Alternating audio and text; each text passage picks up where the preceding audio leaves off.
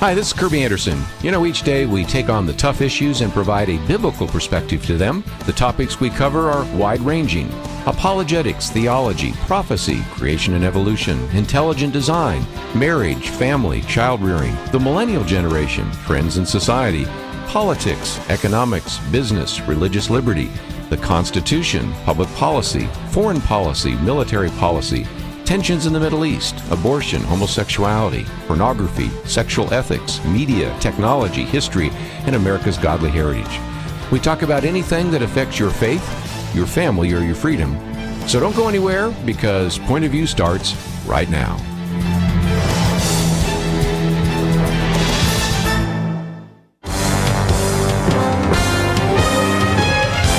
Across America, live. This is Point of View.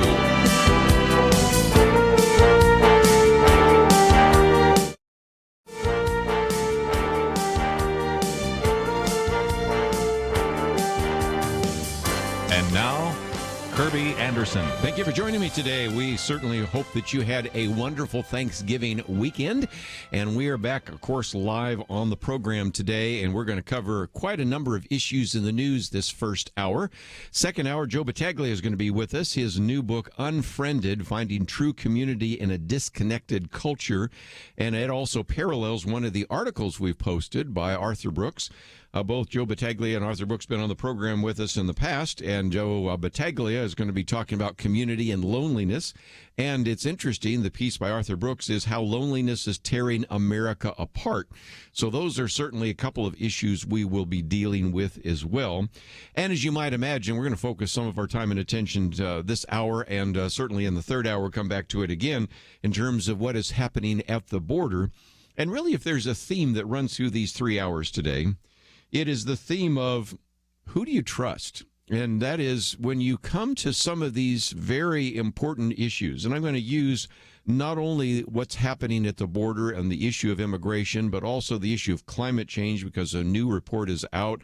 And we can get into a couple others. Matter of fact, what the forest fires in California, who was to blame for some of that. And you do get conflicting pieces of information. And so we always want to try to be a trusted source here on Point of View, but it is difficult sometimes when you have people, oftentimes at the extremes, making remarkably inaccurate statements. After a while, you say, well, who do I believe? You know, in the case of the migrants and those individuals that are actually at the border right now, we recognize that some of those individuals are indeed seeking a better life, and probably would make very good American citizens if we could find a way to move them into a situation where maybe they have a guest worker program and eventually they could become citizens of the United States. But at the same time, if you look at some of the actions, individuals that were actually at the border having projectiles thrown at them, and other interviews of individuals that tell me that those are the kind of people we don't want in this country. You get all sorts of conflicting pieces of information almost at the same time. And then you have individuals that are saying they all deserve to come in the border. Nobody deserves to come in the border. And you got, after a while, say, who do I even believe in some of this? So we're going to get into that in more detail. But I thought I would also focus one of the other articles we've posted here is something that does at least resolve a question we've had for some time. And that is, do tax cuts actually lead to lower tax revenues, or do tax cuts lead to increased tax revenues? It is one of those things that's maybe counterintuitive. If you're convinced that we have a sort of a fixed pie, and so we had tax cuts that were implemented about this time last year, a little bit later, we're about 11 months into it. The argument that came from progressives is that when you lower the tax rates, you're going to have less money coming in, and so this is not going to help at all. On the other hand, of course, you had a variety of others, whether it was the president or some of the Republican leadership in Congress, that were arguing, no, when you have tax cuts, along with maybe reduced governmental regulations, that would ignite a stagnant economy. And so even though it lowers the tax rate for businesses, individuals, it will actually increase the revenue. Well, we don't have to guess at that any longer, because we are now in the new fiscal year.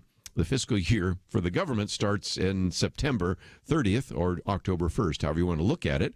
And so we now have the first month of the new fiscal year, and revenues were $252 billion. Now, that may not mean a lot to you, but that's $11 billion more than it was for October of last year. And October of last year was a record compared to the year before.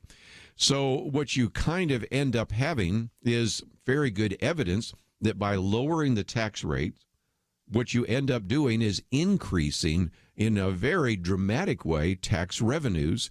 And you can see this in a variety of different ways. I can give you a couple of those numbers. This one, again, you can read in its entirety. That argues, for example, that not only did we have $11 billion more come in October than the previous October, this is while we were actually collecting $3 billion less in personal income taxes. You say, well, how does that all work out? Well, it's because we were bringing in an additional $8 billion in terms of corporate income tax receipts, as well as, which compares to about $3 billion the previous October. And you can go down the list and begin to see all sorts of evidence that would suggest that, just as we have talked about on this program before, that when John F. Kennedy lowered the tax rate, it increased an economic expansion back in the 1960s. When Ronald Reagan lowered the tax rate, it led to an increased economic expansion in the 1980s. And when George W. Bush lowered tax rates, it increased that economic expansion in the first decade of the 21st century, and we have seen it again. Now, you would think at this point, then, that since Democrats are taking control of the House of Representatives, and since the presumptive leader, Nancy Pelosi, and the other Democratic leaders have all sorts of things they want to spend money on, that they would actually think that this would be a tremendous benefit to them because there would be additional revenues they could spend on these government programs. And if you thought that, you would be wrong. Because, of course, we remember that earlier this year, the speaker, presumptive speaker, again, the House minority leader at the moment, Nancy Pelosi, referred to these tax cuts as mere crumbs for the individuals.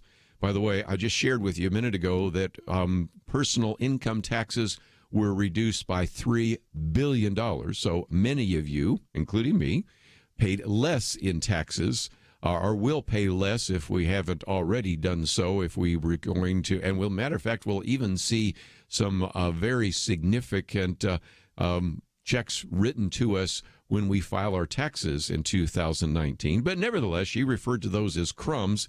And she also made it very clear that one of the most important legislative agenda items was to roll back what she called the Republican tax cuts.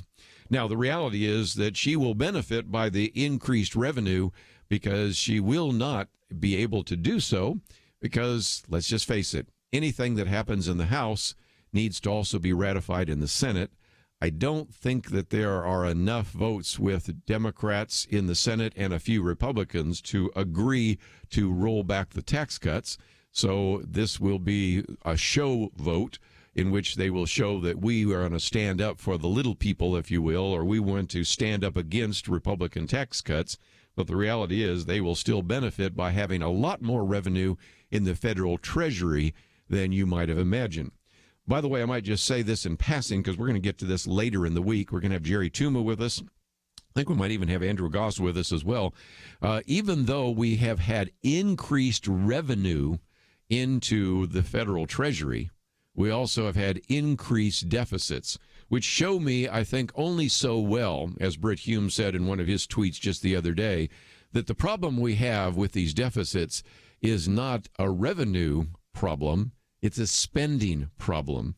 We have record revenues coming into the federal treasury, and we still have very significant deficits, which, again, is something to pay attention to as well.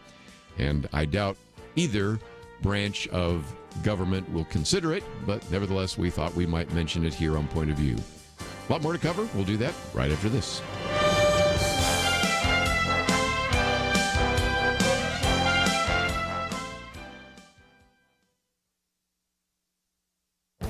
This is Viewpoints with Kerby Anderson. When the presidents of France and the United States were together earlier this month to commemorate the 100th anniversary of the end of World War I, French President Macron decided to criticize President Trump's use of the term nationalism. President Macron argued that nationalism is a betrayal of patriotism because it will actually erase what a nation holds dearest, its moral values. Senator Marco Rubio responded to that claim in an op-ed in the Wall Street Journal. He believes that the French president got everything exactly backwards. He said it is through the nation that moral values can be upheld and sustained in America. Our ideals are deeply entwined with our national traditions and institutions. Senator Rubio went on to explain that what makes America exceptional is that our values are built into our national identity. While we have never been completely true to our founding ideas, for more than 2 centuries, each generation has fought and succeeded to move us closer to them. He also quoted from President Abraham Lincoln, who spoke of a united American spirit in his first inaugural address. He said, "The mystic cords of memory stretching from every battlefield and patriot grave to every living heart and hearthstone all over this broad land will yet swell the chorus of the Union when again touched as surely as they will be by the better angels of our nature." Critics of President Trump want to remind us of the negative connotations of the word nationalism. That is certainly true as well. However, I appreciate the fact that Senator Rubio wants to remind us of the importance of national pride and patriotism, especially in a country that is defined more by its ideas than by any ethnic or religious cohesion. I'm Kerby Anderson, and that's my point of view. Take Kerby and the Point of View team with you on the go with the Point of View app. Search for Point of View Radio at the Apple or Google Play stores.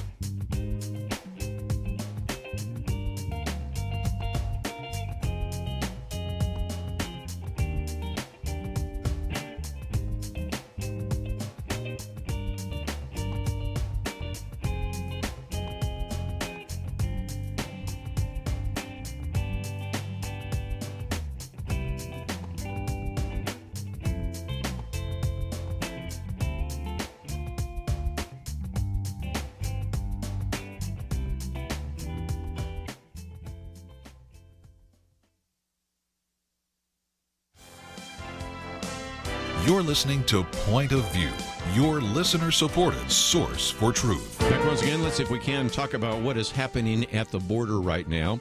And again, I'll give you some of the perspective, and then we want to give you some different ways in which people have looked at this. One of the things that I'm starting to notice, especially when we come to the issue of immigration and what's even happening at the border right now in the caravan, is it's another kind of what we call these Rorschach tests or ink blot tests. You know, when you give people an ink blot, people see different things, and oftentimes it illustrates a bias. If you are convinced that these are thousands and thousands of migrants that have been persecuted and are indeed escaping terrorism, as Alexandria Ocasio-Cortez was talking about, this is like Jews fleeing the Holocaust, then anything that's happening at the border, you've got to be upset about because the Customs and Border Protection Police are not doing their job. They should just be letting everybody in, and we should not even have any kind of borders.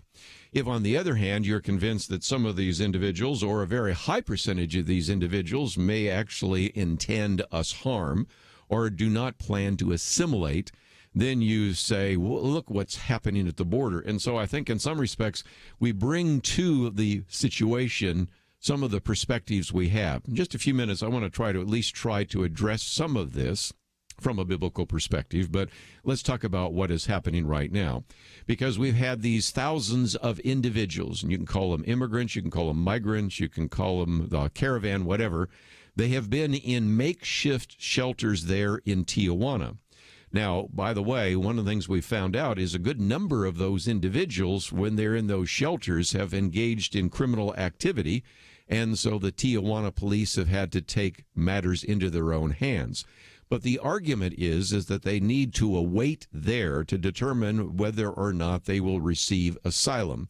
And so they have a chance to apply for asylum. It's a process that's going to take a long period of time. And some organized protests are trying to see if they can speed up the process. But when you have this many people at your border and you have a limited number of people that are a part of the Immigration and Customs Enforcement called ICE, you can see some of the difficulties you have. Well, by Sunday, things kind of broke apart very quickly. Some of those individuals said, we want something other than sandwiches. We want something other than tacos and beans. We want to get into this country. We're not going to wait any longer. So several hundred of them broke away. They overwhelmed the Mexican federal police officers, rushed the border fence, and attempted to illegally enter the United States. So at that point, the U.S. Customs and Border Protection officers actually shut down both north and southbound traffic at the border crossing there in San Ysidro, which is kind of south of San Diego, for nearly 6 hours. This, by the way, is one of the busiest border crossings in the world, especially when you're at the tail end of a holiday, because there are, after all, some people that say in San Diego they'd like to go to Tijuana to enjoy something, or maybe there's some people in San Diego or other areas nearby, El Cajon, and they have relatives there, or you have some people in Mexico that have been actually deciding to come to the United States to visit some of their relatives. So at a time when you have those border crossings just packed with travelers, as well as other people involved in legitimate commerce, closing it down was just a horrendous situation. Well, then you have the Customs and Border Protection officers who eventually had to fire tear gas because they claim, and I think there's reason to believe that they can validate that claim, that some of the migrants started throwing projectiles at them. Some of them were hit by that, and so they began to fire tear gas. Well, again, now you start having people saying, well, then they were gassing these children. No, this is not the Holocaust, although the kind of inflammatory rhetoric is starting to pick up very quickly. So Homeland Security Secretary Kirstjen Nielsen said after being prevented from entering the port of entry, some of these migrants attempted to breach legacy fence infrastructure along the border and sought to harm the Customs and Border Protection officers by throwing projectiles at them. As I've continually stated, she said, the Department of Homeland Security will not tolerate this type of lawlessness and will not hesitate to shut down ports of entry for security and public safety reasons. Of course, then you have migrants running from the scene, some of with women with small children. It's unclear at this point how many injuries, if any, there were. But nevertheless, the best estimates are at least 500 migrants took part in this protest in an attempt to violently enter the United States. And there's where we find ourselves in terms of some of the rhetoric. Okay, you knew the president was going to say something about this. Let me just read his tweet in its entirety. Mexico should move the flag-waving migrants, many of whom are stone-cold criminals, back to their countries. Do it by plane, do it by bus, do it any way you want, but they are not coming into the United States of America. We will close the border permanently if need be. And then, of course, he adds, Congress, fund the wall. And so, again, a lot of this took place approximately at 11:30 local time there at the San Ysidro port of entry. And, of course, this is going to be an ongoing battle. And I think this was just the first of many situations that we're going to have at the border, given the fact that those migrants are not going to be content, I think, to stay in tents there in Tijuana for any length of period of time. And so we'll see where that takes us very, very quickly. I thought just before we take a break, though, I might just read a little bit from a woman that actually has had some perspective on this, having lived in Honduras. And she said, a few days ago, my Honduran husband returned to our rural mission property on one of our family bikes. He had made a quick trip down the long gravel road to the more populated part of our Honduran town. As he pulled up next to me, I greeted him warmly on my way to my weekly chess class I teach for the youth in our school. His uneasy facial expression immediately caught me off guard. His face normally reflects very open, easy joy and inspires the trust of those around him. But he said she says, beads of sweat covered his face. I sensed a great uneasiness within him, although he wasn't saying anything. I stopped in my tracks on our dusty front lawn, a once nice grass yard, since worn down from many soccer games, and asked him what had happened. He tried to gently shoo me off to my class. I was already running a few minutes late. But I refused to leave his side until he told me what had happened. With a bit more probing and persistence, he gave in and shared in a hushed, almost nervous voice, I was visiting our neighbors where they sell the drugs to the local kids. I got pretty mad, told them to leave our students alone. They started laughing. I got really riled up, but everything will be okay. Are they going to kill you? I asked instinctively, knowing how dangerous it can be in Honduras to become anyone's enemy. He hesitated. Beads of sweat, probably a combination of nerves and the blistering heat, continued to populate his forehead. Then he answered, reassuring with a forced grin, not this time. He knows he has to answer this way to put my mind at ease. He was just convincing enough to do it this time. But she says, I knew exactly which house he was talking about and why he had taken matters into his own hands. He had already called the local police several times about that. The police assured him casually that they already knew the location of the house and the illegal activity going on there. Their nonchalant tone and ensuing inaction meant one thing. They made no move, nor did they plan to do so. So again, you can see some of the concerns she had. My husband was trying to look out for the best interests of our local students and protect them from danger. He left his conversations with the police feeling bewildered at their apathy and frustrated with their total lack of initiative, although he was not at all surprised. This has generally been the reaction, or the lack thereof, that we have roused from the Honduran police in times of need. So when we come back, I want to talk a little bit more about some of her experience there, but it is a reminder that even in places like Honduras, like what you have in Colombia and other places, there is a drug war, and there is certainly a very significant concern about whether or not the rule of law is practiced, and more importantly, how many of those individuals that might want to eventually be part of a caravan are already there at the border, who want to take some of the practices they've been engaged in Honduras and apply them to the United States. So that's something that needs to be part of that conversation as well. On the one hand, you have people saying we would welcome those who would want to come here legally. I think everybody would agree with that. But at the same time, when we have individuals rushing the border and we don't know what many of them might intend, you can see why there seems to be a real desire to make sure that we maintain border security.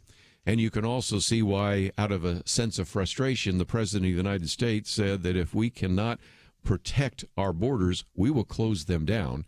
And that, of course, would affect commerce and even international relations. So we'll come back and talk a little bit more about that. Let me just mention that as we come to a break, we have some great material on our website, including we want to remind you that tomorrow is Giving Tuesday. This would be a great day for you to support this ministry.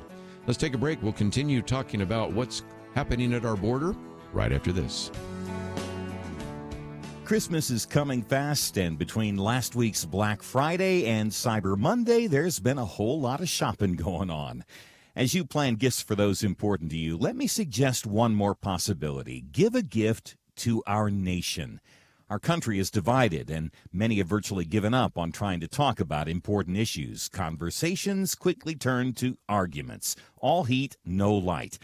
But as those who care about our country, those commanded to love our neighbors, we must not lose hope.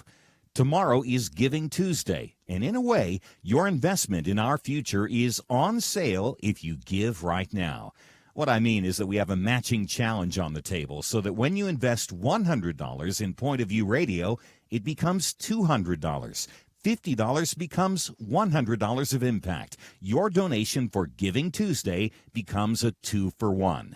Give tomorrow, or make sure you get in on the match by giving right now at pointofview.net or by calling 800-347-5151. Invest in our future.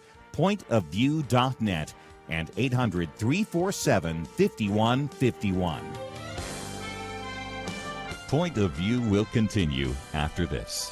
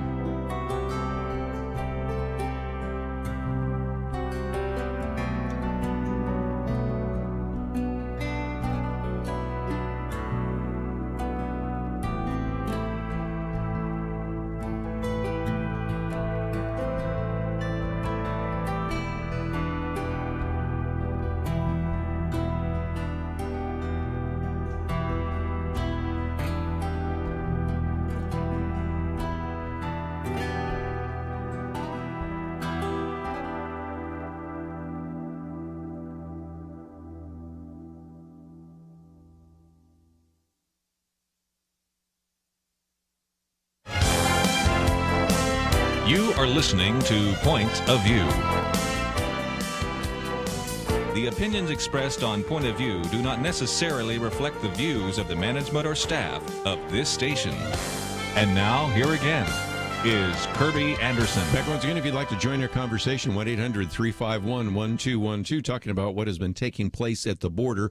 We'll get to a couple of other issues in just a minute, but I was reading this piece from an individual who is obviously a missionary, Jennifer Canales and her husband in Honduras, and talking about how he was fearful that maybe some of the drug kingpins might go after him. And let me tell the backstory now to see why he was so concerned. Because later in her article, she says, my husband, a Christian pianist who organizes youth choirs and has a passion for mentoring at-risk teens, was kidnapped by local gang members 2 years ago and literally beaten within an inch of his life. The organized group had mistaken him for someone from an enemy gang. We were on a marriage retreat at the time, and he left our cabin in the early morning to go for a walk and pray. He was quietly walking near a remote stream when they found him, 7 men against 1, and violently swooped him off to their hideout in the mountains, where they beat him for several hours. With death music blasting and my husband tightly gagged, each man took turns hitting my husband with rods, shoes, and the like. They threatened him with death. He admitted that he was already sure they could take his life, and miraculously, for some reason, they let him go. So, stumbling through an expansive pineapple field, hardly able to walk, he made the journey to the highway police station and was able to find help. Minutes later, he showed up in the police car at the little inn he had been staying in, clothes ripped and his body bent from pain and completely dirty and bloody, with his weakened boy-like grin on his face despite all the odds. I felt like trudging through a dense fog that entire day. We took him to the emergency room, accompanied by a family friend and 2 very kind police officers. I kept thinking, it is not the police's job to accompany victims to hospitals. The police's job is to investigate the crime, to seek out the perpetrators, and to do justice. They're wasting time here. They should be on the streets enacting justice. Through our stay in that desperately undersupplied hospital, I stared numbly at the police officers as they helped my husband stand up and lie down on the various patient tables. I couldn't help thinking, thank you for your kindness and concern, which is evident and heartwarming, but please do your job. Go hunt down these guys so they don't beat anyone else. My husband has already told you exactly where they were. Please do something. You are the police. Lying in the uncovered hospital bed next to my husband was another young man in similar shape, but with no one tending to him. He had huge bleeding wounds on his face and body. I made eye contact with him, but didn't dare ask what had happened to him. Despite our urging, 2 police officers made no promise to help. No police action was taken. The neighborhood where the gang beat my husband almost to death remains a very dangerous place, dominated by lawlessness. And so the point she was making is that this is the world that people are coming out of. Some of those individuals that are in Tijuana will apply successfully for asylum. I doubt that all of them will receive it. I doubt that even a majority of them will receive it. And then the big question is, what happens next? Of course, President Trump has said what Mexico needs to do is send them back, but we will see. And, of course, a lot of this has to do with the fact that those who have come from that culture, will they adapt to the American culture, or will they bring this idea of corruption and a lack of police response and gang activity with them? And that is a really big question because, again, Jennifer Canales says this: any Honduran can tell countless other stories of corruption and lack of police response. All lead to disorder and despair on a national level. Currently, an international audience is watching our television, what we see played out daily. That is, large masses who have very little respect for laws, boundaries, and authority. They act as they do in large part because they do not have a healthy authority to trust in, nor do they understand that actual consequences await when they break the law. It is simply untrue that the answer for safer, more prosperous Honduras is the thousands should leave illegally. I know that my experience is very limited and my viewpoint is not shared by all Hondurans or Americans, but we do live here and know too many cases in which the Honduran law is not respected or upheld. Too many cases in which there are no real consequences dealt to the lawbreakers. The same people commit violent crimes over and over again, even as the police are fully informed but do nothing. This creates confusion, chaos, and even desperation. She says, I work alongside of highly educated, well-informed Hondurans every day in the context of our mission school. I hear and agree with their diverse opinions on the various challenges Hondurans face. We understand the migrant caravan to be a desperate cry for help. We know that the caravan represents many Hondurans seeking political change and increased security for this country, which it desperately needs. But it is simply untrue that the answer for a safer, more prosperous Honduras is that thousands should leave illegally.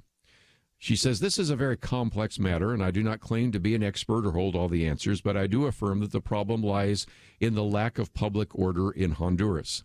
This change must be enacted from the top down. The current lack of order leads to the formation of citizens who have very little respect for laws and one another. They, in turn, wreak havoc on the country's law-abiding citizens who are powerless to stop them. Is there room in the United States for every Honduran or third world citizen to migrate? I believe the solution must be forged in the Honduran soil. The caravan is simply the visible result of the chaos that occurs in Honduran soil daily. Letting the immigrants pass the U.S. border will only cause further damage to Honduras. Does the United States want to validate the abounding belief that laws can be broken and authority disrespected with no unfavorable results? This will only increase the already strong anarchy in Honduras. Honduras needs real justice, discipline, and a defined set of laws and punishment that actually gets fulfilled. This would most likely require the help of an overseen, transparent international community, as Honduras has not been able to foster justice and create a prosperous nation alone. Rather than receive several thousand who have arrived at the borders, help us restore the millions that remain in the country. The solution is not a migrant caravan escaping the myriad of problems. Letting the caravan pass through the border will most likely lead to more caravans in the future.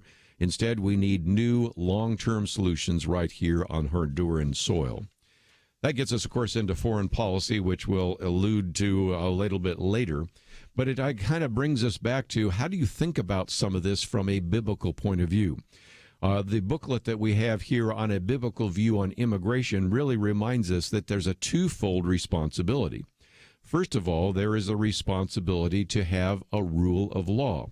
And as she points out only so well, and as the President Trump also points out, and others have pointed out in the past, when you don't have any kind of border, you really don't have a country. And Romans 13 reminds us that every person should be subjected to governing authorities, and when you do not have that kind of protection, you really begin to run into difficulties. And even in the Old Testament, people like to quote from the Old Testament, you have in Deuteronomy 32 the idea of fixed borders even in Israel. And there are good reasons to control our borders. First of all, it's an issue of national security. Some of the people at our borders who enter either by coming in through a visa or coming in through an airplane or crossing a border intend us harm. And so obviously it is important for us to sort out those individuals who actually are seeking asylum for a justifiable reason and those who are simply trying to game the system. And so that is the first issue. The second, of course, is to control our borders just in terms of economic prosperity. Every nation, even the United States, has limited resources, and a flood of aliens and immigrants and others can affect the economic status of a country. And so we should certainly recognize that if you have a country that does not control its borders, it will get overrun and economic prosperity will simply drain out. And we have seen this happening so often, especially in some of the countries in the Middle East. And third, and most importantly, I would also add that border security is important for cultural integrity. Many countries are identified by their ethnic groups. If you're Japanese, you expect that you will be treated that way in a Japanese culture. If you're Swedish, you will look Swedish. But the United States has always been a melting pot culture, and so we're defined more by our ideas and our ideals than we are even by ethnic particular diversity. And so we would hope that those individuals that come to this country would want to assimilate, that they would want to actually believe in the rule of law, that they would want to obey the police. They would not want to bring a culture of corruption that they have come from. And so that's an important issue as well. And we certainly encourage individuals, if they're going to be citizens, to actually even learn about our history, pass a citizenship test before they become naturalized citizens.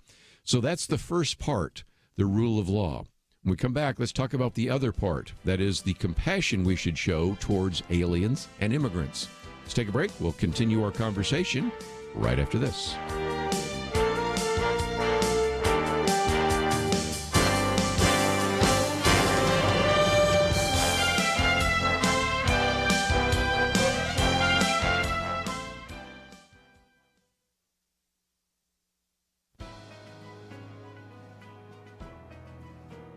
Welcome to the First Liberty Briefing. I'm Jeremy Geis. The Washington Area Metropolitan Transit Authority, Metro for short, ferries commuters by rail and bus throughout the nation's capital. In addition to commuters, they also carry advertisements. And at Christmas time, those advertisements look very Christmassy. There are Christmas gifts pictured, lots of red and green, and not too few holiday puns designed to persuade you to buy stuff. The Archdiocese of Washington, D.C. also submitted an advertisement. It pictured a few shepherds and sheep under a starry sky with the message, "Find the perfect gift," scrolled artfully across the sky. At the website displayed in the ad, one finds out that the perfect gift is Jesus, quote, "the perfect gift of God's love this Christmas." But Metro rejected the ad. Macy's and other stores plying the Christmas theme were all right, but according to Metro, there are two halves at Christmas, the secular and the religious. Secular ads are okay, but all religious ads are forbidden. Yeah, Metro will take Santa, but not Jesus, 3 French hens, but not the 3 wise men. Even the president's own remarks at the recent national tree lighting could not appear on the side of a Metro bus. But that's not the law. First Liberty is submitting arguments to courts in Washington, D.C., explaining that what Metro is actually doing is called viewpoint discrimination and is a type of hostility towards religion that the First Amendment forbids. To learn how First Liberty is protecting religious liberty for all Americans, visit firstliberty.org. Hi, I'm Kelly Shackelford, President and Chief Counsel of First Liberty Institute. I hope you enjoyed this episode of First Liberty Briefing. You can learn more amazing stories about how everyday Americans are standing up and saving religious freedom. Just visit firstliberty.org. You'll be inspired, educated, and informed. Visit firstliberty.org right now.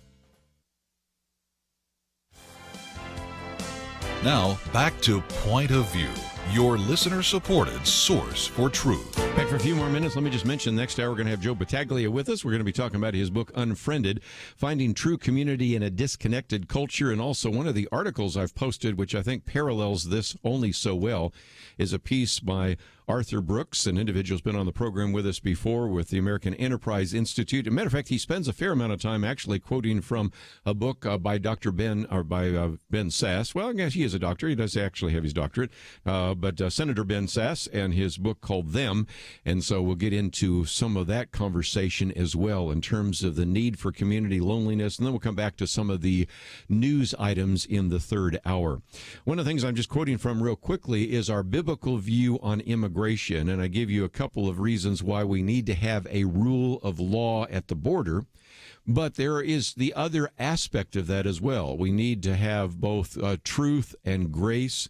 We need to speak the truth in love. And the other part of that is the need for us to have compassion towards aliens and immigrants.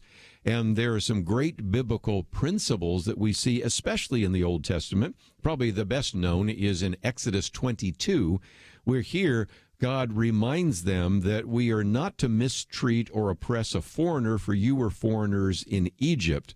And so the idea is that as Jews in the land, you have a responsibility to treat aliens with respect, if for no other reason than you know what it was like to live under slavery. Deuteronomy 10, for example, says that he executes justice for the fatherless and the widow and loves the sojourner, giving him food and clothing. And that is, we are to love the sojourner, therefore, for you were sojourners in the land of Egypt. So certainly we can see that there are biblical principles that were applied to the Old Testament theocracy, and that that was a way to minister to the widows and the orphans, but also the alien in the land. But at the same time, I also point out that we have to be real careful not to actually do what we can to do anything that might be inaccurate in terms of our particular work, because what we are dealing with is an Old Testament theocracy, and there's really not a one-to-one application in that regard. So if nothing else, one of the things that we might need to do is understand that while that was true in the Old Testament, we don't necessarily want to apply it in the New Testament. And I think it's important to recognize that people that maybe quote from, say, Deuteronomy 31 and say, well, here's what we should do to foreigners, they need to look at the next verses to point out that, for example, those who were aliens in Israel were not given the same status and rights as Jews. Of course, also the issue of circumcision was a very important part of the Old Testament. So I think we can certainly recognize that the Old Testament and even the New Testament provides us with some principles about treating anybody, whether it's a widow, an orphan, the poor, sojourners, aliens in a situation. We need to really begin to understand the responsibility we have to treat them wisely. But I think it would be really unfortunate if we tried to have a one-to-one comparison between, say, an Old Testament passage and what we have in the New Testament. And matter of fact, I might even say in the New Testament we have in Hebrews 13 where it says that we should not neglect to show hospitality to strangers.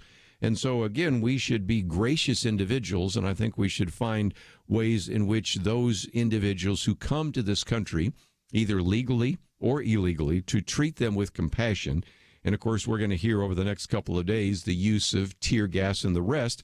But when people rush our border, I don't think we have any other choice. And so this will be an ongoing debate and discussion point that we'll have for some time.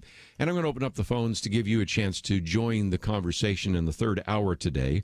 But just before we run out of time, let me mention that one of the other articles I've posted here, since I've spent so much time today talking about what's happening at the border, this is maybe one we'll get into in the future. But it's a piece by Kyle Smith that relates to something that we've been talking about. It's entitled Google, Facebook, and the Creepy Line. And it is all part of a documentary that is actually being made available on Amazon Prime. The documentary Creepy Line really takes its name from a comment by Google CEO Eric Schmidt, who said that Google policy on a lot of these things is to get right up to the creepy line and not cross it. And so it's an 80-minute documentary that's really trying to say, okay, what exactly is happening right now with the big tech four? This one focused primarily on Google and Facebook. And it's interesting that an early segment in the film is narrated by Peter Schweitzer, who's been on the program with us many times before. And he illustrates how your search history is giving Google right now an enormous and permanent cache of information about you. Everything that you want to buy, including what you like in bed. I mean, it's really pretty gross when he talks about all the kinds of things that it is collecting information on. Obviously, it's used to fine-tune ad sales, but it could be used for a variety of other things. And Google began to notice that people would leave the search engine to go on the internet, so they came up with the browser Chrome, which then allows for whenever you're doing anything online with Chrome, it's logged on by Google. But then Google wants to know even what you're doing when you're not online, hence Android. So as soon as you log on, Android uploads a complete picture of everywhere your phone has been that day. We're talking about Big Brother in ways that you would never have imagined before. And so in this particular piece by Kyle Smith, he says that not only that, but Facebook has become the number one source of news for Americans, has already revealed that it will censor conservative news items, downplay trending stories that are favorable to conservatives. And so he says between them, Google and Facebook are effectively a duopoly, not a monopoly, but a double monopoly, a duopoly, with unprecedented influence over Americans' lives and minds. And the federal government, meanwhile, a heavy user of Google products, has shown very little interest in insight. So this is kind of a brief summary of the fact that now we have, through these various tech giants, an ability to investigate you, to collect information on you in ways that maybe totalitarian regimes would have dreamed of, and now it simply exists. And so that's something we'll get back to, but since I spent so much time today focusing on what is happening at the border, in large part because of what has been happening at the border, we'll get back to some of this with the tech giants in the future. But as we go to our break, let me just mention that tomorrow is Giving Tuesday, and I really want to challenge some of you that are listening this hour to consider what you might do even today to support this ministry. We don't hear from a lot of you during this hour. We recognize that this is getting started in these few stations that carry this particular hour. So that's why all the more I need to have some of you demonstrate that indeed you appreciate what we are doing here at Point of View. So if you go to our website, pointofview.net, you can find a link to Giving Tuesday, or you can just simply go to www.pointofview.net/Giving Tuesday. And we would really encourage you to give to this ministry.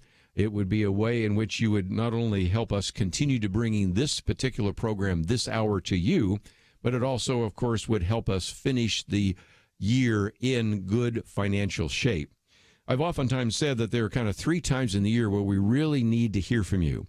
The first is near the start of the year. After January, from about January to April, giving is down because people have already given. They've already maybe spent some money on Christmas. And so we certainly need to hear from you then. August is perhaps the next time because after the summer kind of unfolds, that is the case. But the third time, and actually one of the most desperate times, is right now in November. It's kind of a situation in which people postpone their giving. And so as a result, we really need to hear from you in November like never before, just so that we can meet some of our financial obligations and pay our bills on time. So if you can help us out, we would greatly appreciate it. Visit the website, pointofview.net. Your financial gift would be greatly appreciated. We'll be back right after this. Christmas is coming fast, and between last week's Black Friday and Cyber Monday, there's been a whole lot of shopping going on. As you plan gifts for those important to you, let me suggest one more possibility. Give a gift to our nation. Our country is divided, and many have virtually given up on trying to talk about important issues. Conversations quickly turn to arguments. All heat, no light. But as those who care about our country, those commanded to love our neighbors, we must not lose hope. Tomorrow is Giving Tuesday, and in a way, your investment in our future is on sale if you give right now. What I mean is that we have a matching challenge on the table so that when you invest $100 in Point of View Radio, it becomes $200. $50 becomes $100 of impact. Your donation for Giving Tuesday becomes a 2-for-1. Give tomorrow, or make sure you get in on the match by giving right now at pointofview.net or by calling 800-347-5151. Invest in our future. Pointofview.net and 800-347-5151. Point of View will continue after this.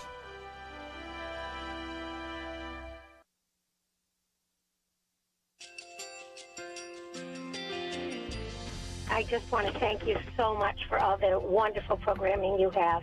You're just absolutely fantastic. I recently started listening to Point of View, and I really found it interesting because of the different subjects you cover. Thank you for that. I really appreciate everything that you do in keeping us informed. Thank you, Kerby, for everything that you have been doing. I appreciate all the work that you're doing, advocating for the Word of God. Thank you so much. Point of View, I think, is absolutely necessary because it's a Christian perspective, a biblical worldview perspective, and receive very current, up-to-date information about what is really going on, week to week in our culture, which is changing so rapidly, and yet it's morally sliding backwards.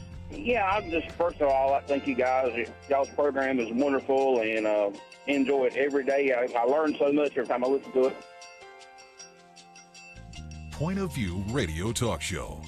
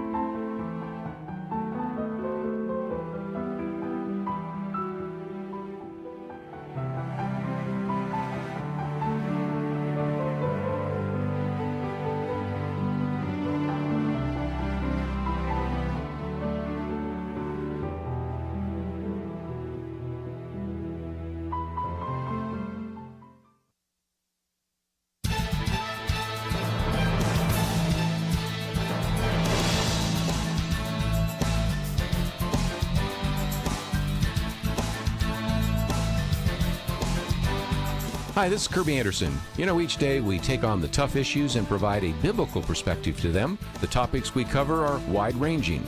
Apologetics, theology, prophecy, creation and evolution, intelligent design, marriage, family, child-rearing, the millennial generation, trends in society, politics, economics, business, religious liberty, the Constitution, public policy, foreign policy, military policy, tensions in the Middle East, abortion, homosexuality, pornography, sexual ethics, media, technology, history, and America's godly heritage. We talk about anything that affects your faith, your family, or your freedom.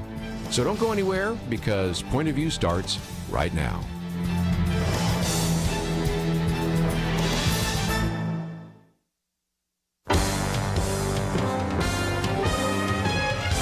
Across America, live. This is Point of View.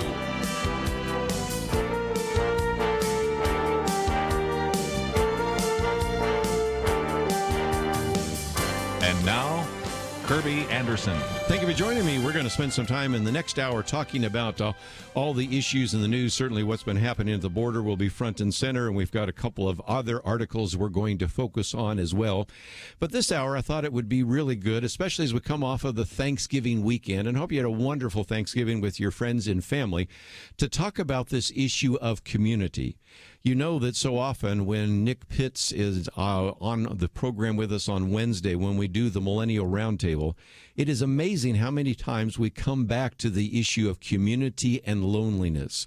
As a matter of fact, one of the articles I've posted today is by Arthur Brooks, who's been on the program with us before, president of the American Enterprise Institute.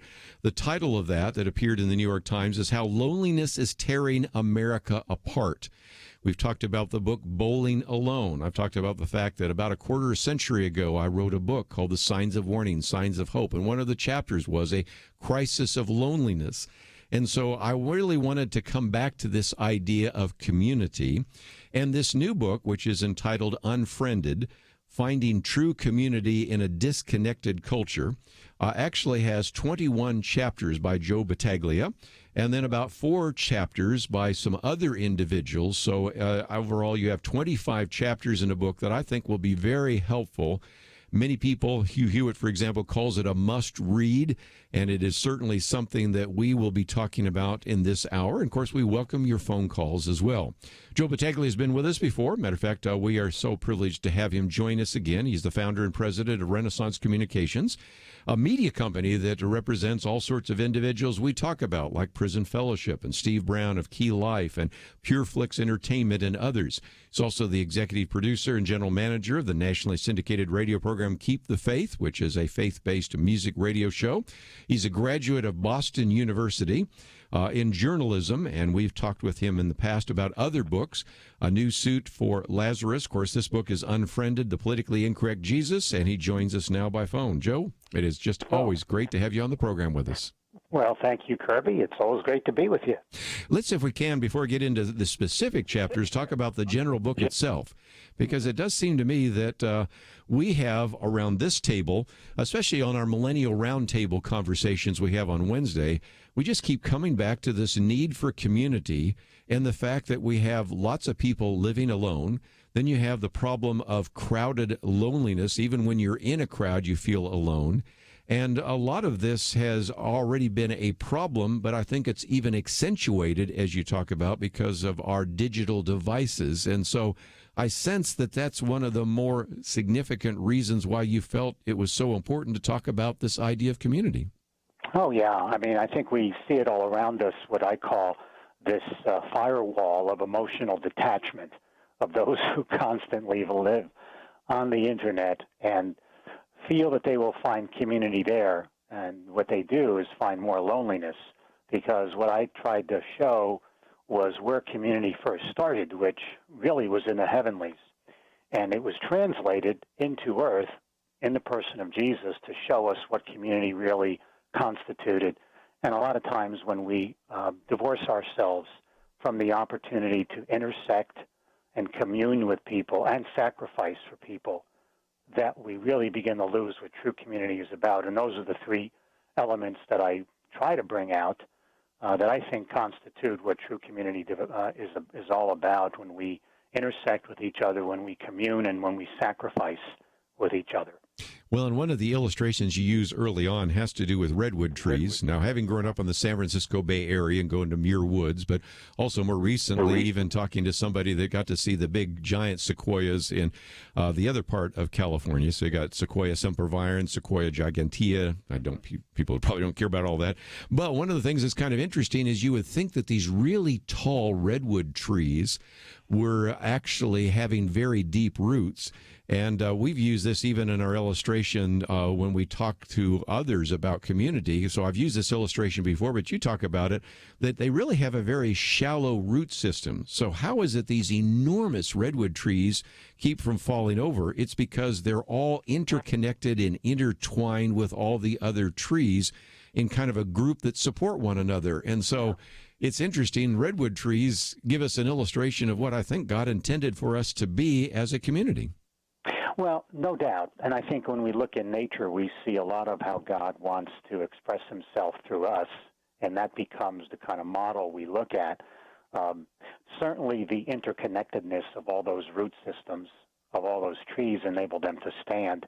And that is also, as I try to point out, the biblical model, which is interdependence, not independence or dependence, but the reality of what constitutes community.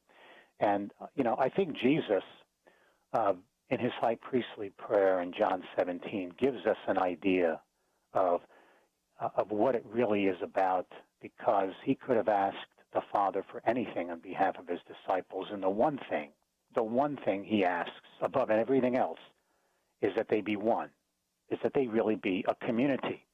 So there's something powerful in what constitutes community in oneness, and it really is the element that has made our country great, and that constitutes also our national motto, E pluribus unum, right. From the many one, which you probably have talked about as well on the air, that the model of something that works for the benefit of all of us is when individuals who are dissimilar to each other come together.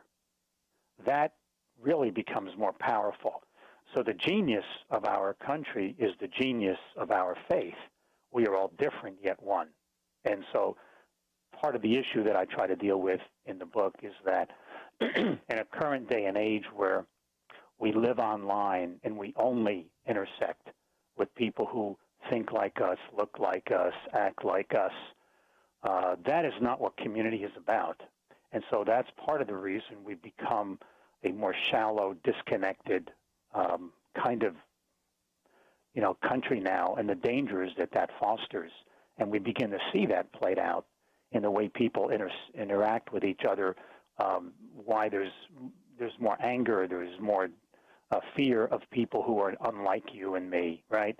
And so we've just got to get back to the pendulum swinging the other way, that we need to live our lives in the marketplace like Jesus did, intersecting with people and, in a sense, being able to communicate what he is about, and allowing people to understand what happens when you intersect with people unlike you, who then become your friends. And anyway, I go on and on and on in the book on that, and I think that's a really good place to start, is what real community and interdependence is all about. I would think so. We need to take a break. When we come back, let me just also mention that we've posted this piece by Arthur Brooks, who's also talking about the siloed or isolated worlds that are created by our digital devices, by cable television. Of course, he spends a fair amount of time quoting from Senator Ben Sasse, his book, which we will be talking about more in the future. Of course, we oftentimes quote from Ben Sasse, this new book, Them, Why They Hate Each Other and How to Heal. And I know that Arthur Brooks has a book coming out on this issue as well. So this issue of loneliness, this issue of community, very, very important. And so we wanted you to know about this new book, Unfriended, Finding True Community in a Disconnected Culture. May be able to find it in your local bookstore, but we have a link so that you can order it online. We'll continue our conversation with Joe Battaglia right after this.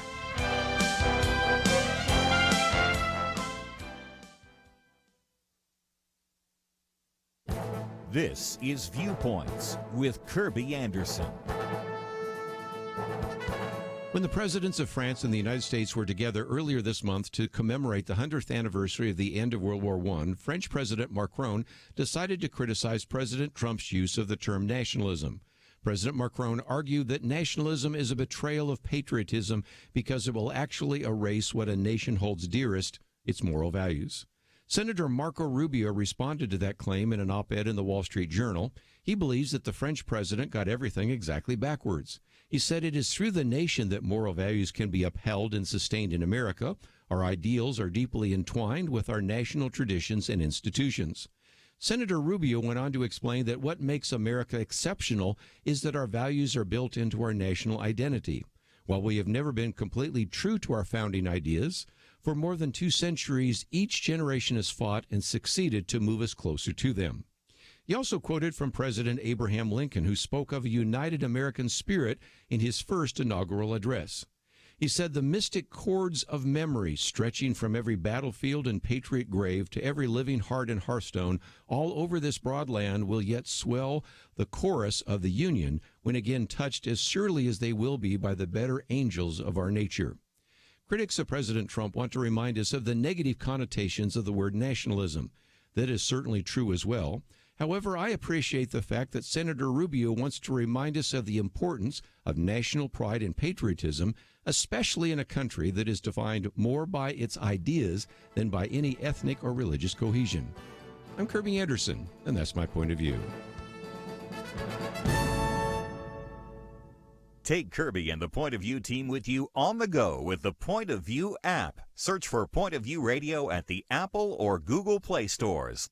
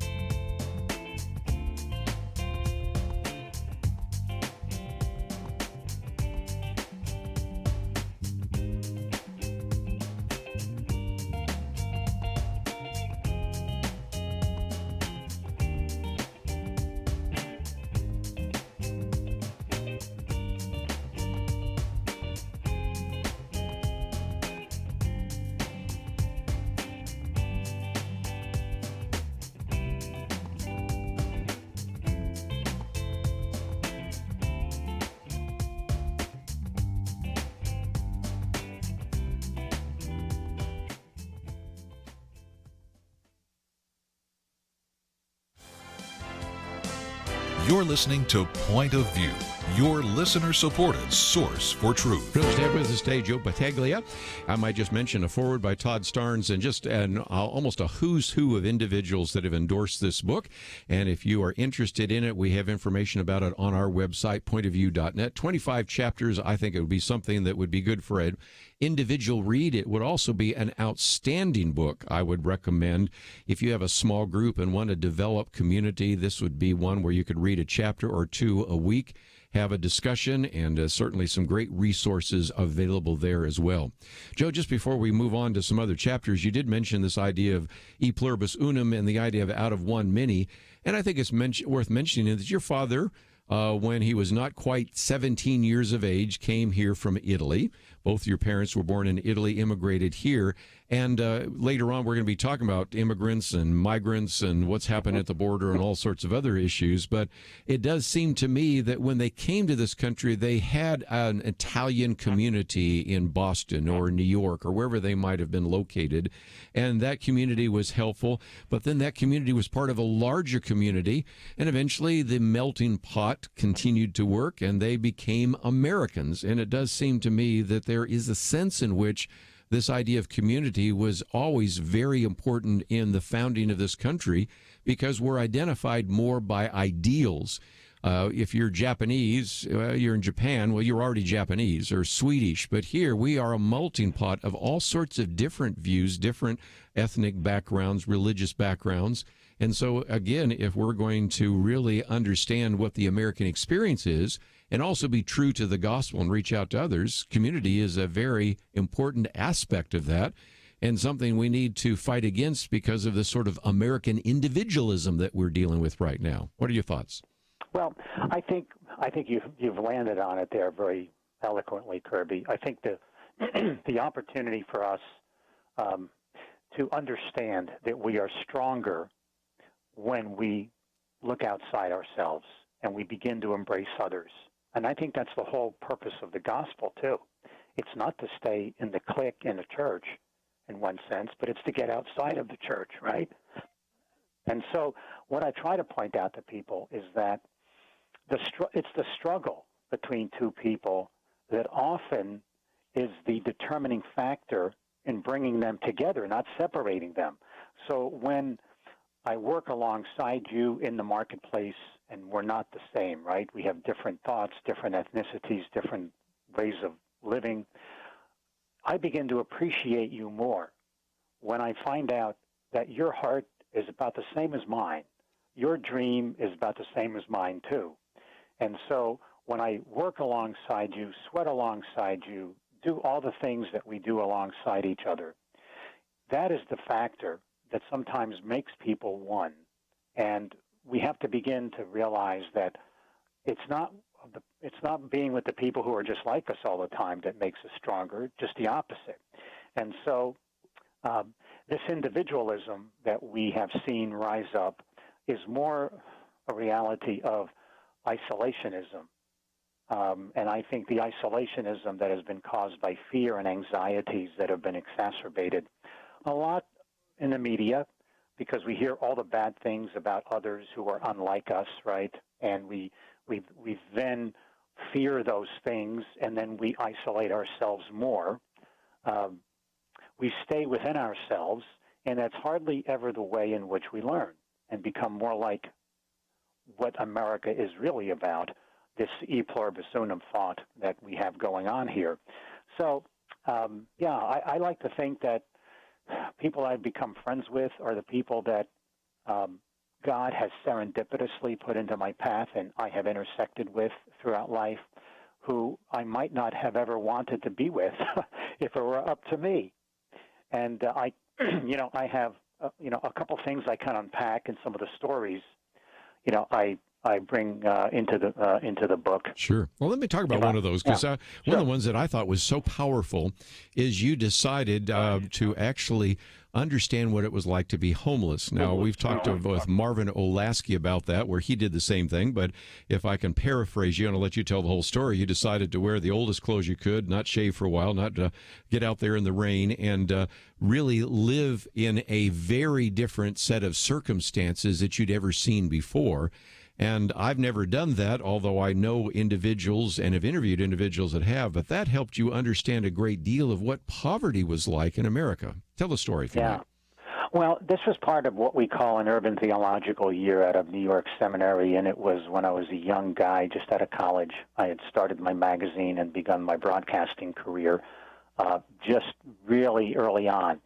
And part of that opportunity to learn was that we were assigned to go live in a mission in downtown New York for a weekend. Yes. So, and I have never done that, of course.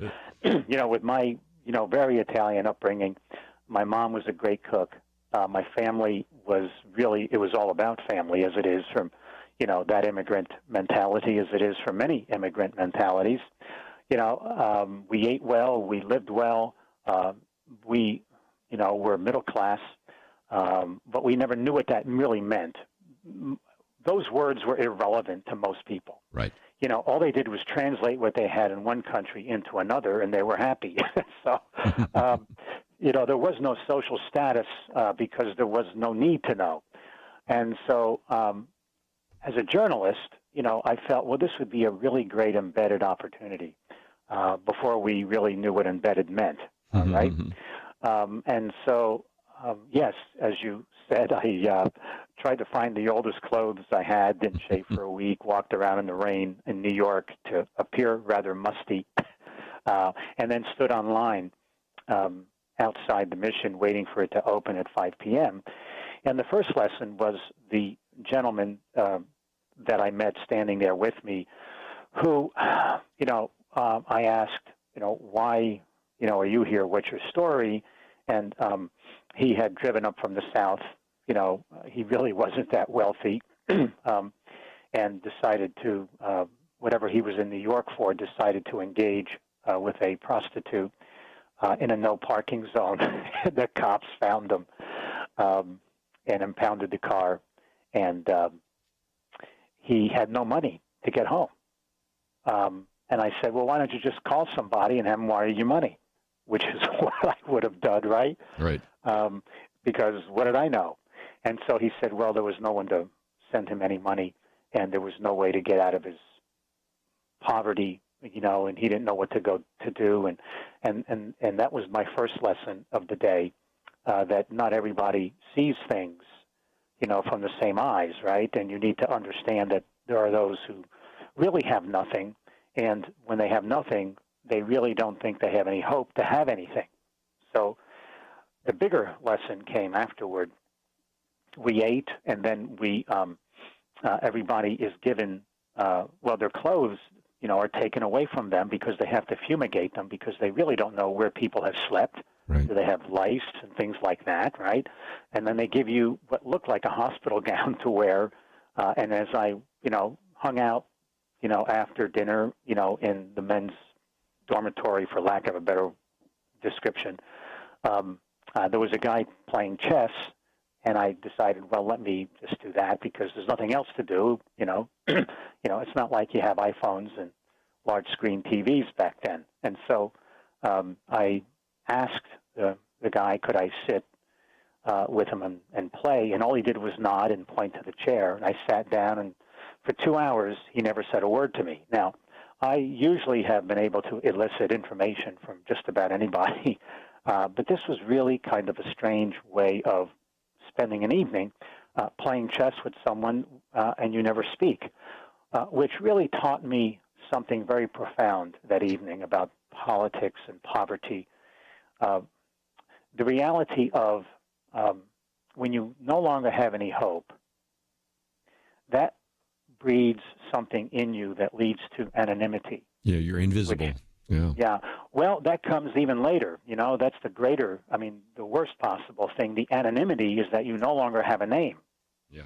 And then when you no longer have a name, that breeds invisibility, where you no longer even believe that anyone can see you. Mm-hmm. You think you're a ghost. And if you cannot be seen and you cannot be known, then just asking somebody to pull themselves up from their bootstraps or to just give them money and say, well, here's a job, is totally irrelevant, because you then have to enable people to move from one of those spheres to another. So that's why it was important for, and again, I take all my lessons from Jesus himself, who said that, you know, the poor you'll have, but the gospel is always to be preached, because it's the gospel that gives hope.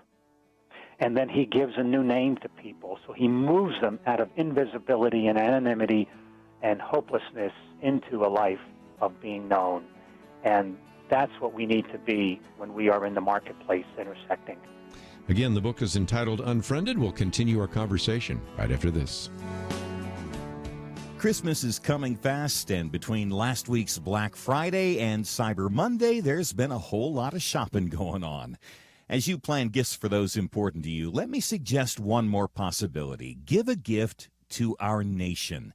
Our country is divided, and many have virtually given up on trying to talk about important issues. Conversations quickly turn to arguments. All heat, no light.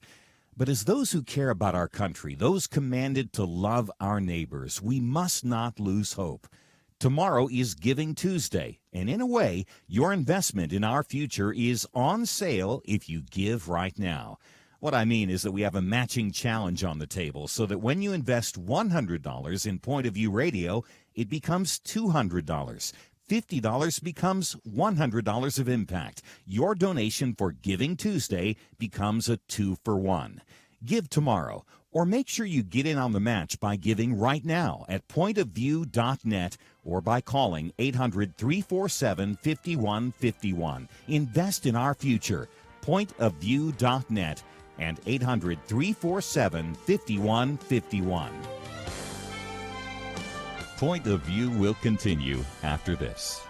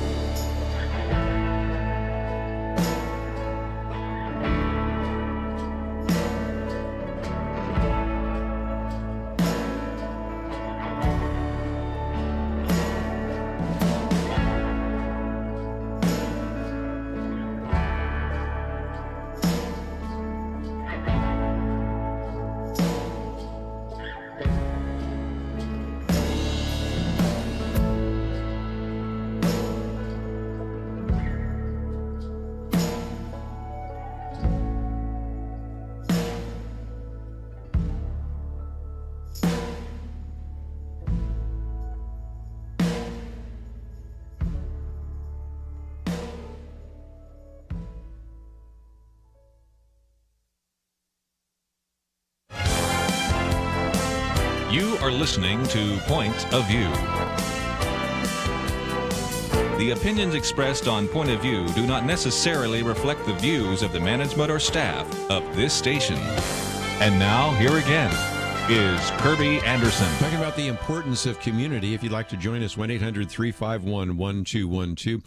Let me also point you to one of the articles we've posted here by Arthur Brooks, who's the president of American Enterprise Institute.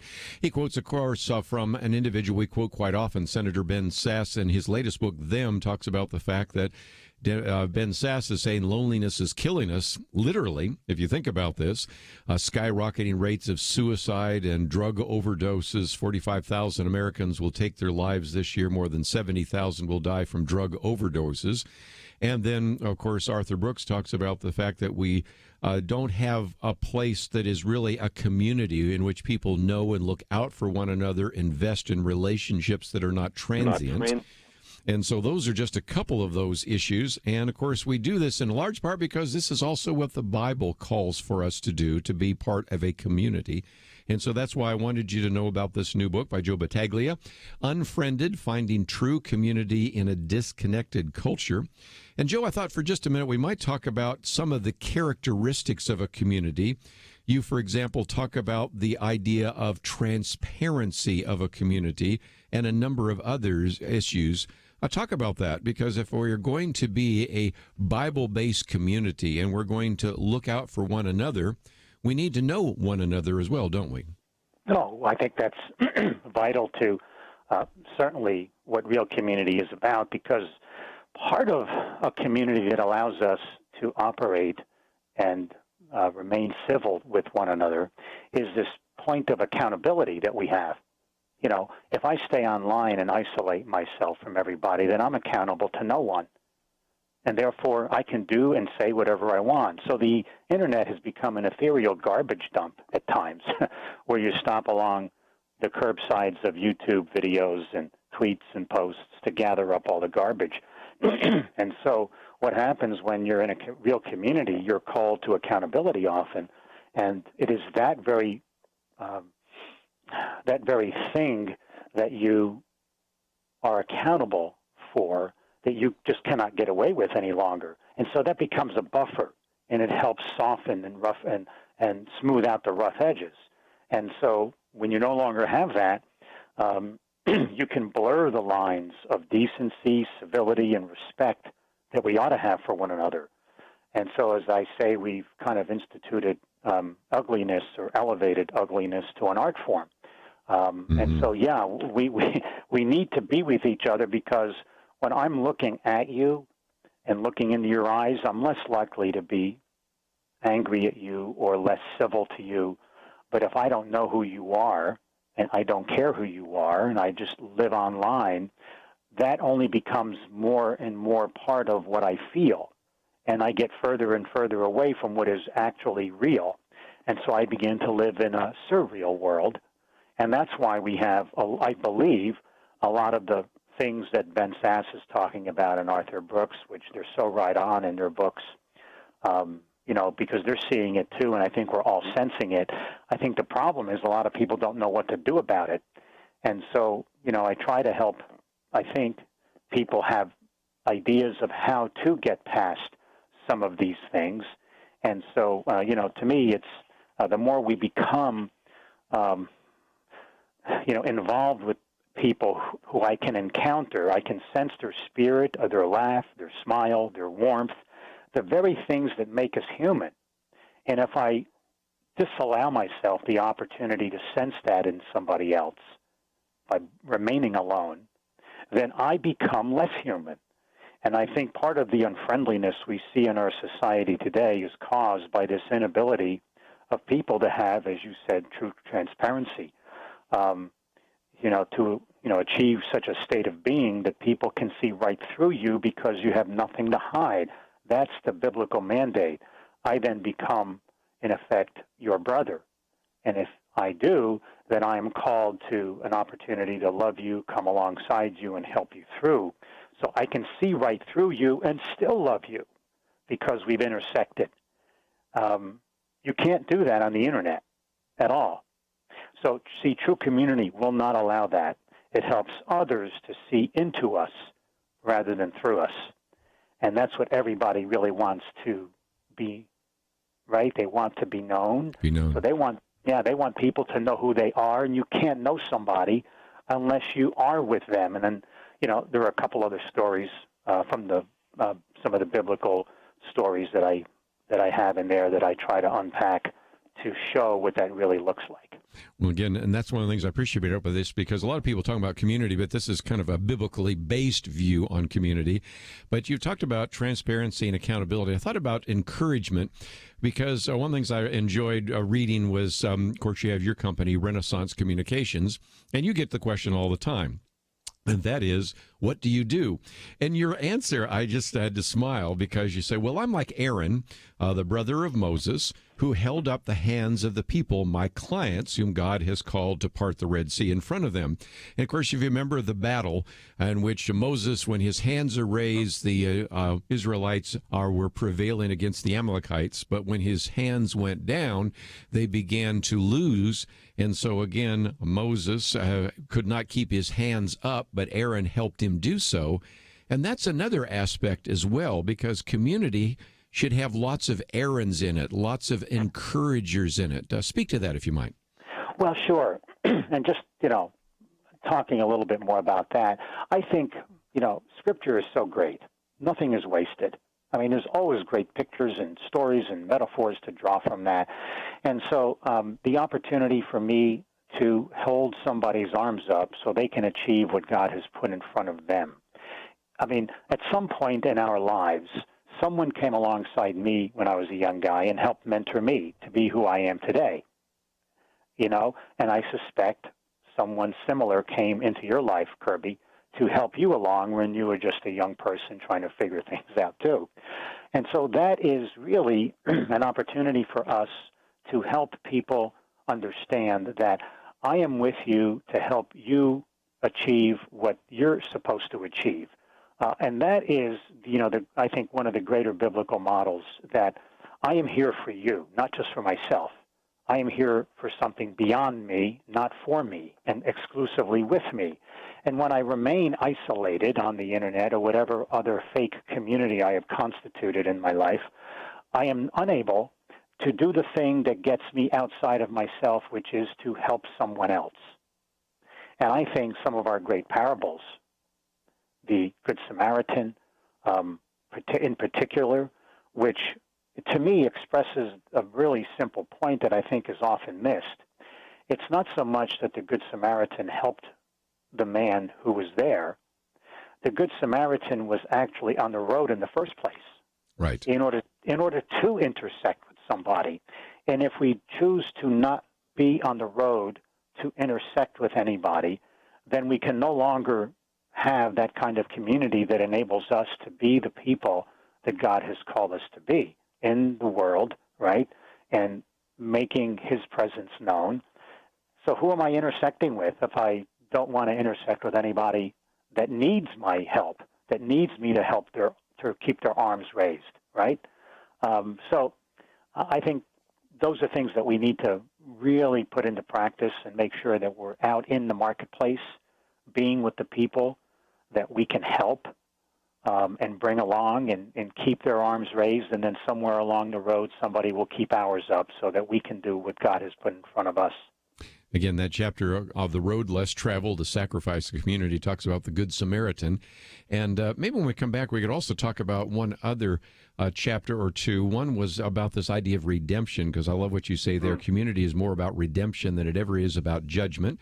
And then also the idea of service. That was very important. Mary and Martha, the Mary and Martha syndrome, the servant community, and a couple of others. And, of course, we're only just touching on some of the chapters in the book. But before we finish, I thought we'd just at least have you mention the 4 other individuals that participated with you in the 4 additional chapters. There's 21 chapters by Joe Battaglia, 4 others by very outstanding individuals, some of whom we've interviewed on this program, like Donna Rice Hughes and others. So we'll talk about that as well. And if you find yourself saying, okay, this might be a good book for me to read. It might be a good book for my Sunday school class to read. It might be a good book for us to study in terms of a small group.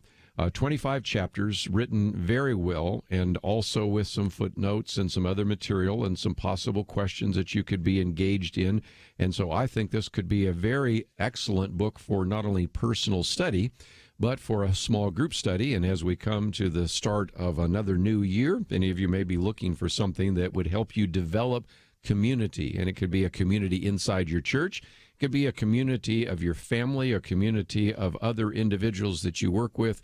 So again, I just wanted to commend the book to you. And Joe Battaglia is with us today. It's about 150 pages, very easy read, an endorsement by Todd Starnes, and all sorts of great endorsements by other individuals as well. Let's take a break. We'll continue our conversation with Joe Battaglia as we talk about his book, Unfriended, right after this.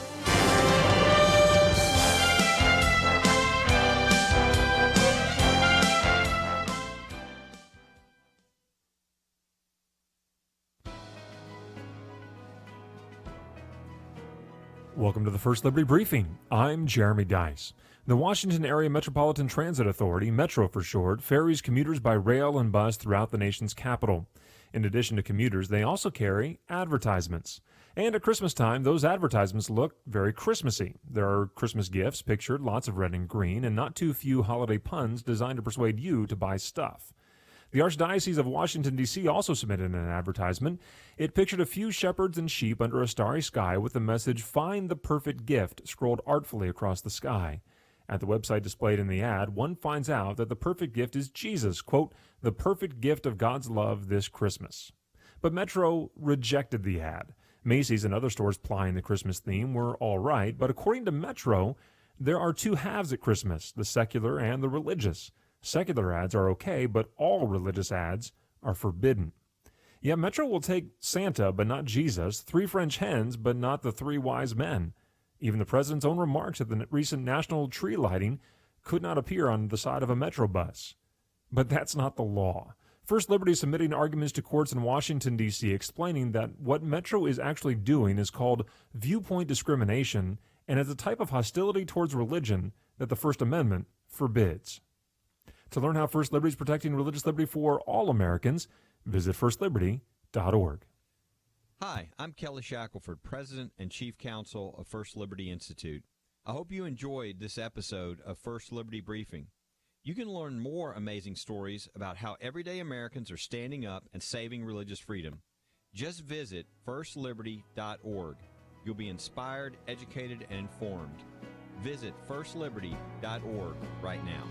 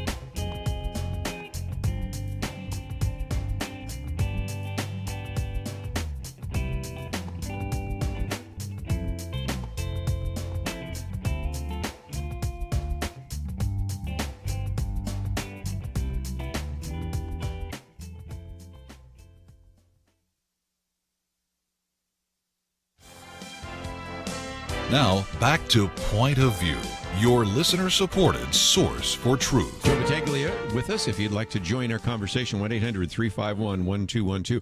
Probably take some of the phone calls in the next hour, but I just thought I'd mention that as an opportunity as we talk about his book, Unfriended, Finding True Community in a Disconnected Culture. And just before we went to the break, I was talking about this idea of redemption, because that's another aspect that we need to talk about as well. Of course, you start out with the story of the woman caught in adultery in John 8. But the point that you make is a good one, and that is community is more about redemption than it ever is about judgment. The goal here is to try to restore individuals. And so whether you look at John 8 or you look at Galatians or other passages that talk about this idea of redemption and restoration, that is certainly one of the goals of a community, isn't it? Oh, it absolutely is, Kerby. I think that particular story about the woman caught in adultery, where we look at it and think, well, Jesus is showing us that, we're not to judge people. To me, the bigger meaning is all about redemption than it ever is about judgment. I think that's the real story there. And I think it's for this reason. Judgment, from what I can tell in Scripture, is never the option of the individual. It's never allowable for me or you. We are not to judge. I think that's pretty clear. And I think the simple reason for that is that judgment is solely in the purview of God. And when we become judges on others in their lives, we usurp that prerogative of God and take it upon ourselves, something that was never ours to assume. And I think that's what the world has seen a lot of, unfortunately, just a lot of judgment, and what I say in the book, not enough tears for people who are in bad situations, because righteousness, as my buddy Steve Brown has said, righteousness without tears is arrogance.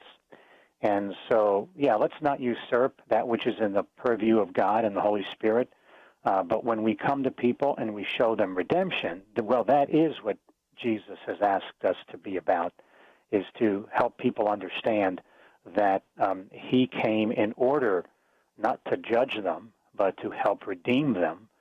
And so to me, that's the bigger issue. And that if we're going to draw lines in the sand, then our love should be much more evident than just our doctrine. So that's what community is about. Let me talk about one other one that I mentioned before we get into some of the other people that participated in this book with you, and that is what you call the Mary Martha syndrome, and that is service. It seems to me that having a servant heart, having servant leadership, something we talk about so often here on the program, is important, and that's another very key aspect of a community, isn't it? Well, absolutely, and I use the Mary Martha thing because, like Martha, we often invite Jesus in and then get so preoccupied with doing things for him that we really miss what he wants, which is doing things with him. And, we're also consumed thinking that Jesus wants us to be in service when oftentimes he just wants us to be with him. And we get so caught up with these things that we just need to relax and understand that part of being in true community is to just be with Jesus and learn how to serve each other rather than just starting to serve each other without learning what Jesus wants from us first. And so it's just kind of putting a cart before the horse type of thing. One of those principles of community that I described as important is the one of sacrifice. So I think even bigger than service is sacrifice. Right. And I think that's a really important principle, which I then, kind of wrap up with that community of the cross to show that the ultimate community was on Calvary, where Jesus became a sacrifice for the people alongside him. And I don't think it's a coincidence that there were only two people on Calvary that day with him, representing you and me and each other, and the responses that we could bring to Jesus, that we would either ask him to save us from our situations or save us, period. And to me, that's really the ultimate community, biblically at least, where we come to see who Jesus is, and we acknowledge that we want to be part of that community ultimately in the heavenly kingdom. So earth really becomes the temporal training ground for the eternal.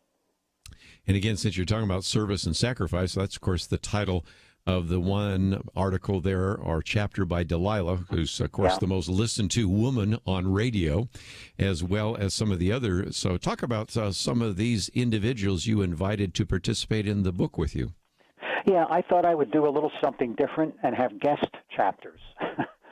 Invite four of my good friends to say something about community from their points of view. And, of course, Delilah is one of them because she has done an amazing job, and we don't have time enough now to tell people that she is much more than just a radio voice. She has literally saved an entire village of refugees in Ghana with her service to them. And so that to me exhibits one of those elements of community sacrifice, so poignantly done by her. And then you mentioned Donna Rice Hughes, and her desire to help eliminate internet pornography has enabled Congress to pass laws now, and she's done a great work. My friend Dr. Michael Gillen, brilliant man of science, to talk about how science is really a community in and of itself, and the reality of helping to establish what biblical science might be understood, and how what God created is always pointing to him, and science is merely a corroborating factor in that community. And then my friend Iris O'Brien, there's a group in Alabama that is putting together a curriculum, a biblical standard issues and how to deal with them, and putting that together for the high school level, and understanding that God has given us a moral compass, as we all believe, and education really needs to begin to embrace that once again. There is a value, there is a moral compass, there is a right and wrong, there is a true north, and true education will acknowledge that there is something that we can say is true and right and absolute. And so I said, guys, why don't you bring a chapter to this and make that part of what we're talking about here, and let me give you a guest chapter. So that was kind of a novel way of constructing, a book. So I just wanted to do that. So that's what those 4 chapters are about. Again, 25 chapters, and of course 21 by Joe Battaglia, and then the 4 by the individuals we just mentioned. The book is entitled Unfriended, Finding True Community in a Disconnected Culture, published by Broad Street. We, of course, have information about him. And, of course, if you want to follow Joe Battaglia on Twitter, Facebook, we have those links. We have a link to the website. And, of course, we have an opportunity for you to get it in paperback or in Kindle. And I would imagine you'll probably be able to find it in your local bookstore. But if not, we've made it very easy for you to find. And I would commend it to you either for an individual study or maybe even a small group study. So, Joe, always great to have you on the program, and look forward to the next opportunity. Well, Kerby, thank you. And thank you, to your listeners for their time and attention. I appreciate that. We're going to take a break, and when we come back, we're going to get into some of the issues in the news. And let me just mention, tomorrow is Giving Tuesday. Here's an opportunity for you to give to this ministry, and I hope you'll give to some other ministries as well. And so we certainly do need your financial support. November is a difficult month. It's kind of the lull before the storm. By the end of December, we usually have some gifts, but we need to pay some bills right now. We need to pay some salaries. So if you can help us out, I would hope that you would join with us. Even today, you could make that gift, and your gift is matched. We're going to take a break and have a lot more to cover right after this.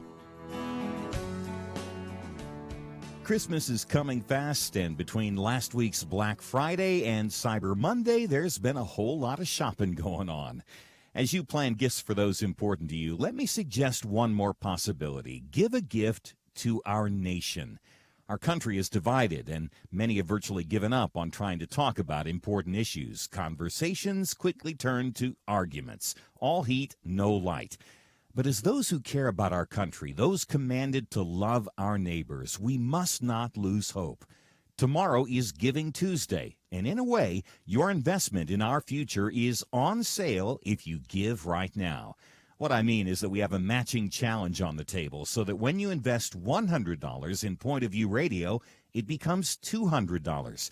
$50 becomes $100 of impact. Your donation for Giving Tuesday becomes a 2-for-1.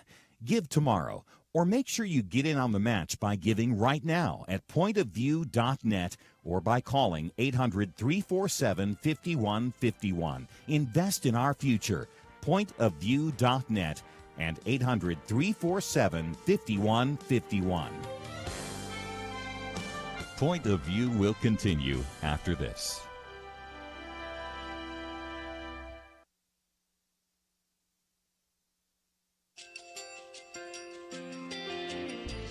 I just want to thank you so much for all the wonderful programming you have. You're just absolutely fantastic. I recently started listening to Point of View, and I really found it interesting because of the different subjects you cover. Thank you for that. I really appreciate everything that you do in keeping us informed. Thank you, Kerby, for everything that you have been doing. I appreciate all the work that you're doing, advocating for the Word of God. Thank you so much. Point of view, I think, is absolutely necessary because it's a Christian perspective, a biblical worldview perspective, and receive very current, up-to-date information about what is really going on, week to week in our culture, which is changing so rapidly, and yet it's morally sliding backwards. Yeah, I'm just, first of all, I thank you guys. Y'all's program is wonderful, and enjoy it every day. I learn so much every time I listen to it. Point of View Radio Talk Show.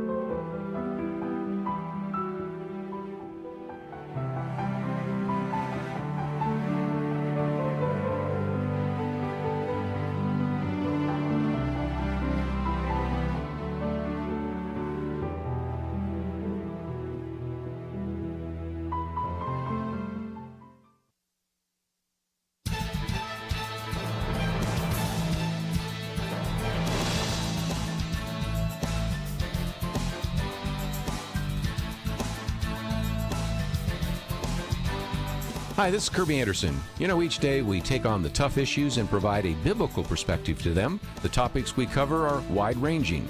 Apologetics, theology, prophecy, creation and evolution, intelligent design, marriage, family, child-rearing, the millennial generation, trends in society, politics, economics, business, religious liberty, the Constitution, public policy, foreign policy, military policy, tensions in the Middle East, abortion, homosexuality, pornography, sexual ethics, media, technology, history, and America's godly heritage.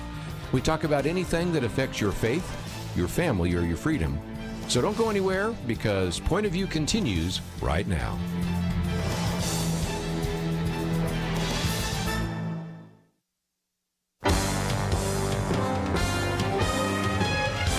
Across America, live. This is Point of View.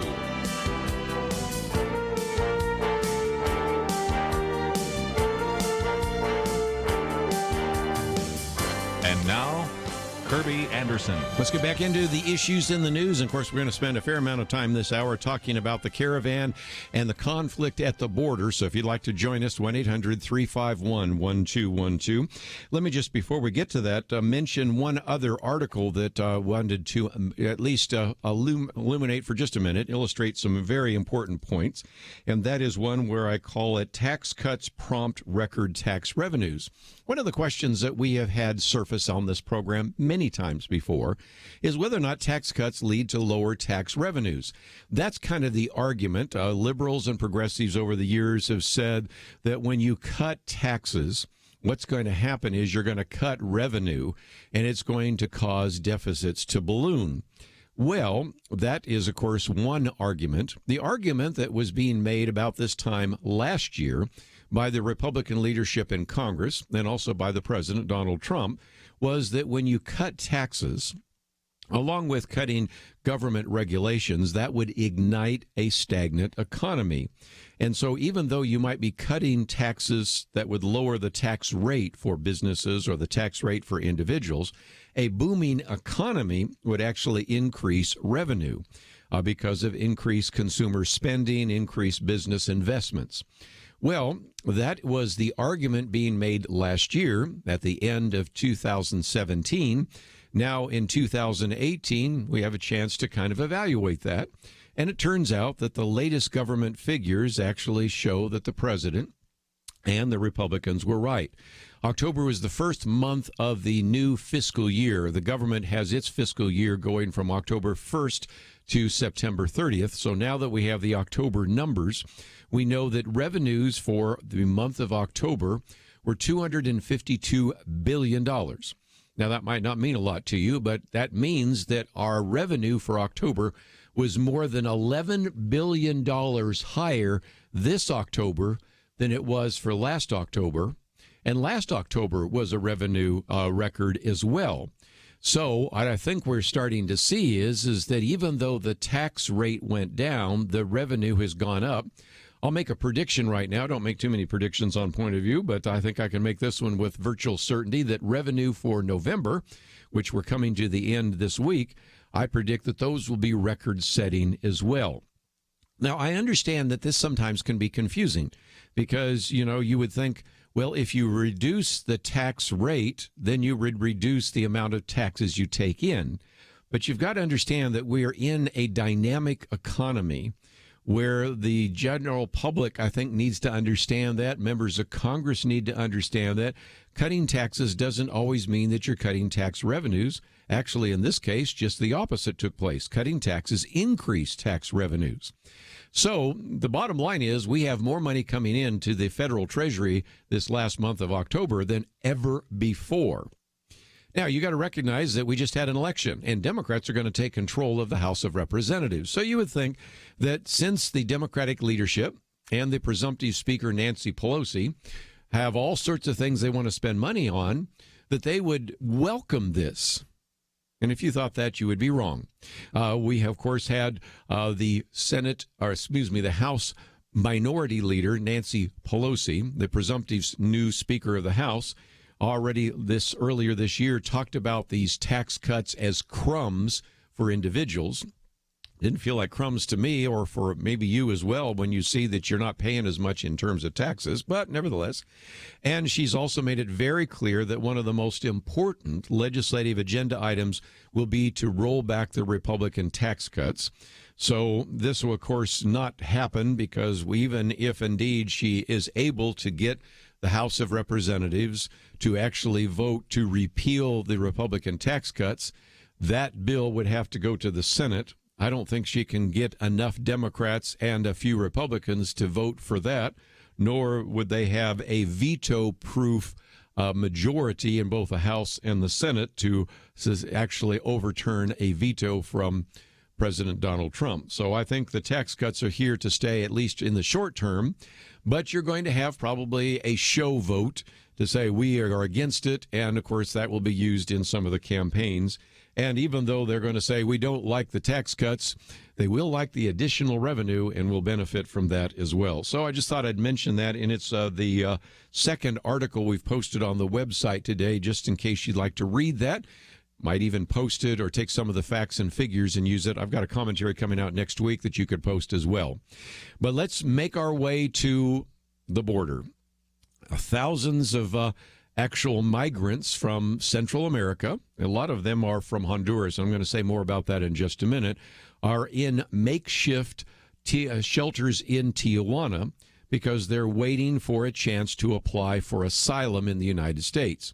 Now, that's a process that takes a length of time, especially given the incredible numbers of individuals that are in Tijuana. Let me just mention, too, that not all of those individuals are upstanding citizens of their home country or even in that country at the moment of Mexico. Some of them have been placed in prisons because of some of the actions they have taken place. But on Sunday, the protest kind of broke out, looking at the desire to actually get into this country. At first, those protests were peaceful. They turned very quickly chaotic, and they overwhelmed many of the Mexican federal police officers and then began to rush the border fence and attempted to illegally enter the United States. The response from the U.S. Customs and Border Protection officers was to actually shut down both the southbound and the northbound traffic at the border crossing there near San Diego. It's San Ysidro, and that was closed down for at least 6 hours. And this is on one of the most busy times of the year, because you have individuals who, for the Thanksgiving holiday, went from San Diego or El Cajon or wherever down to Tijuana, or you maybe had some people in Mexico that wanted to visit relatives they may have in Southern California. And, of course, this is one of the busiest border crossings in the world anyway. And then, of course, it was shut down near the tail end of the holiday weekend. Well, it got even more violent, and as a result, the Customs and Border Protection officers said that they had to fire tear gas after some of the migrants threw projectiles at them. They said they were hit by some of those. Now, again, you may have seen some of these pictures which are out on the internet, which shows how some of these particular confrontations were actually staged for people on the cameras. But nevertheless, you have Homeland Secretary Kirstjen Nielsen, who said after being prevented from entering the port of entry, some of these migrants attempted to breach legacy fence infrastructure along the border and sought to harm Customs and Border Protection officers by throwing projectiles at them. She said, as I have continually stated, the Department of Homeland Security will not tolerate this kind of lawlessness and will not hesitate to shut down ports of entry for security and public safety reasons. Let's take a break. When we come back, though, I'd love to get your comments. I'm going to give you some comments from Donald Trump, even some comments from a missionary in Honduras to tell us a little bit about what that country is like. But perhaps you have some thoughts about what you've already seen on television. Maybe you have some thoughts about immigration. Would love to get your comments. 1-800-351-1212. If you'd like to join us today, 1-800-351-1212. We'll get some comments from what the president had to say and others right after these important messages.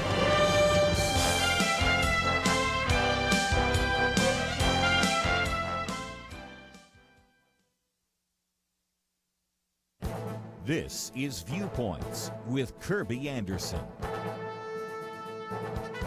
When the presidents of France and the United States were together earlier this month to commemorate the 100th anniversary of the end of World War I, French President Macron decided to criticize President Trump's use of the term nationalism.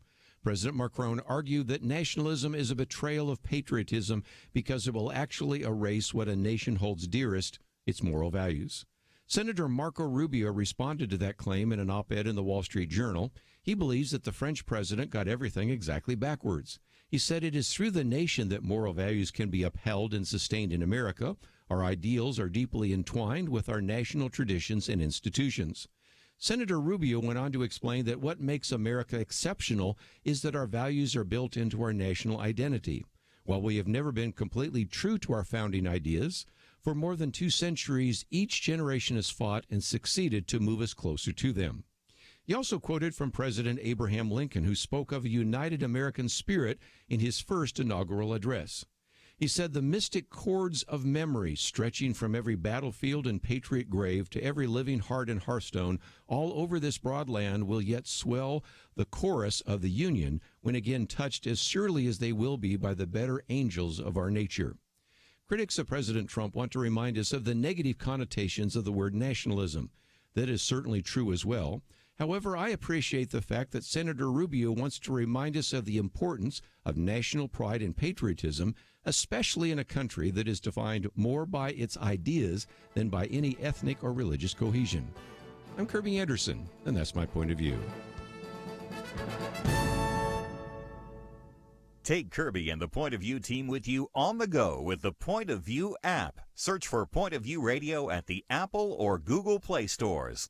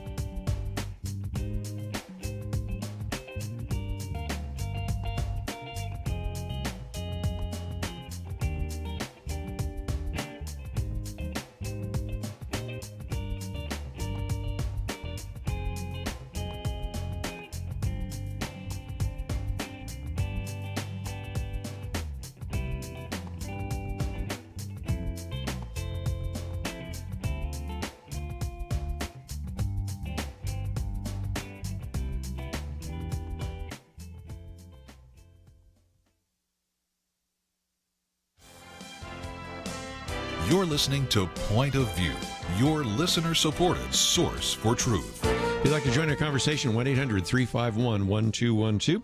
We'll get to some of those phone calls in just a minute. You know, this clash at the border, and this the whole issue of immigration is one where I think I've referred to it as kind of like a Rorschach test or an ink blot test.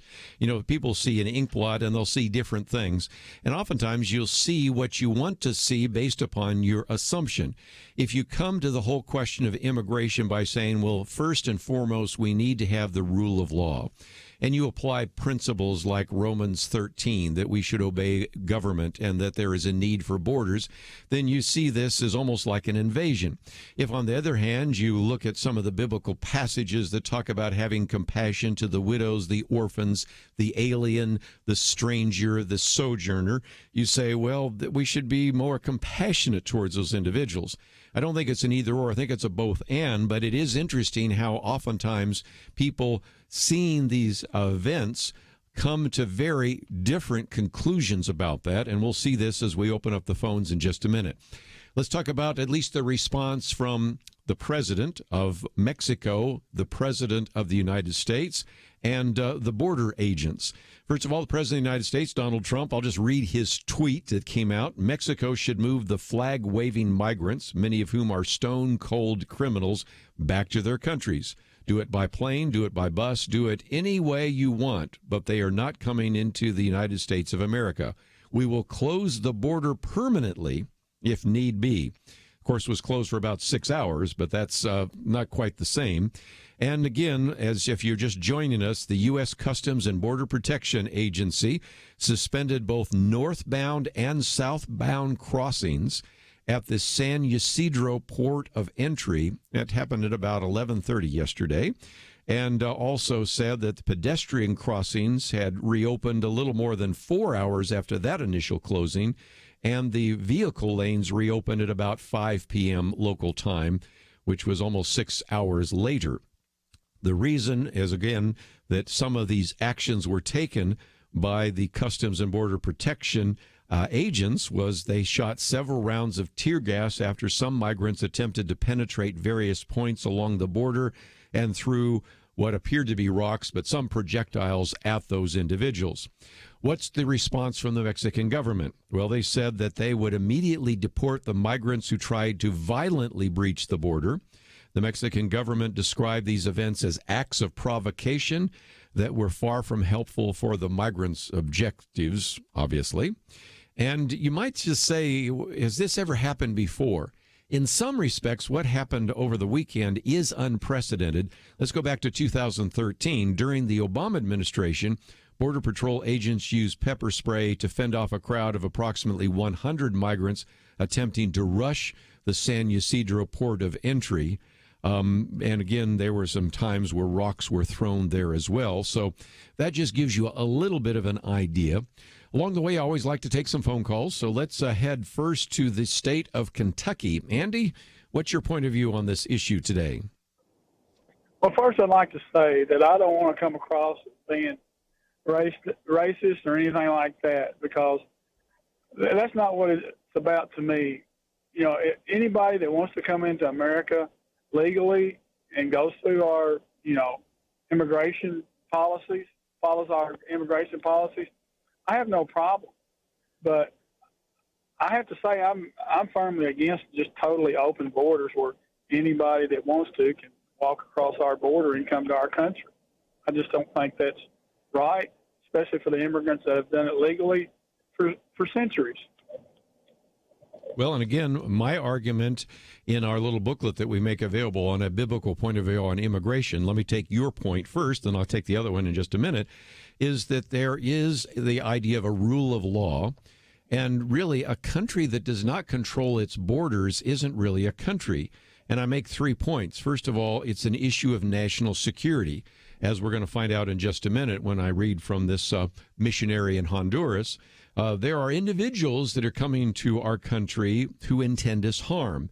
And so even though we should certainly provide an opportunity for individuals to come here, we recognize that we, at the very least, need to sort out who in a caravan wants to come and be a future American citizen and who in the caravan just intends us to step back and allow them to bring some of their corrupt practices, their drug smuggling, their terrorist activities across the border. Number two, it seems to me that another very powerful reason for controlling your border is economic prosperity. I mean, any country, including the United States, have limited resources. And if you flood a country with alien immigrants and others, that's going to have an impact on your economy. And in a sense, that's going to affect your country in some very deleterious ways. And the people that are affected oftentimes are the lower end of the wage scale. And then the third, of course, is just the cultural integrity. That is, we want individuals to come here who ultimately want to become Americans and want to hold dear the ideals of this country. And so when we have people at the border, whether they come here off of an airplane, whether they get off of a ship, whether they come here on a visa and overstay their visa, whether they cross a border, those are individuals that we want to have some control over. And so, Andy, I think that's why we talk about borders. And as I've said before, a country without borders really isn't a country, is it? I totally agree with that. And, I just have a hard time understanding why any true American cannot see that point of view. Like I said, I know our country's always welcomed immigrants. I'm sure my background family's immigrants, and with welcome arms, but in the right way. And I don't know if you've ever been to Southern California, but there is a lot of California that, like you said, it's had a negative impact on their economy, on their cities, and again, I don't understand why some of those people there continue to want to allow their border to be open. Yeah. Well, I appreciate your phone call. We'll take some others in just a minute. Let me take the other side of that. Of course, one is the idea of the rule of law. But at the same time, the Bible does talk about the fact that we should have compassion towards aliens and immigrants. Probably the famous verse is in Exodus 22, where we read, "Do not mistreat or oppress a foreigner, for you were foreigners in Egypt." Or you can go to Deuteronomy 10. "He executes justice for the fatherless and the widow and loves the sojourner, giving him food and clothing. Love the sojourner, therefore, for you were sojourners in the land of Egypt." So obviously, as we welcome people to this country, we certainly want to do what we can to provide for them. And so whether it's in Deuteronomy 10 or Deuteronomy 14 or Deuteronomy 24, there's some very key passages about that, even in Deuteronomy 31. But the point is that, first of all, that was very important passages in the Old Testament theocracy. And you have to be careful. You don't want to use a one-to-one application, because that was for the Old Testament, for the Jews in the land of Israel, which is different than what we have today. For example, even if you were a foreigner dwelling in Israel, you had to, first of all, enter into a covenant to obey God. And if you did not support the leadership, you were not allowed into the land. And even more importantly, you weren't afforded, even as an alien, all the rights of others in Israel. So there obviously were some differences between that principle. But whether you look at the Old Testament or even in the New Testament in Hebrews 13, where it says we're to show hospitality to the stranger, obviously we want to treat people compassionately.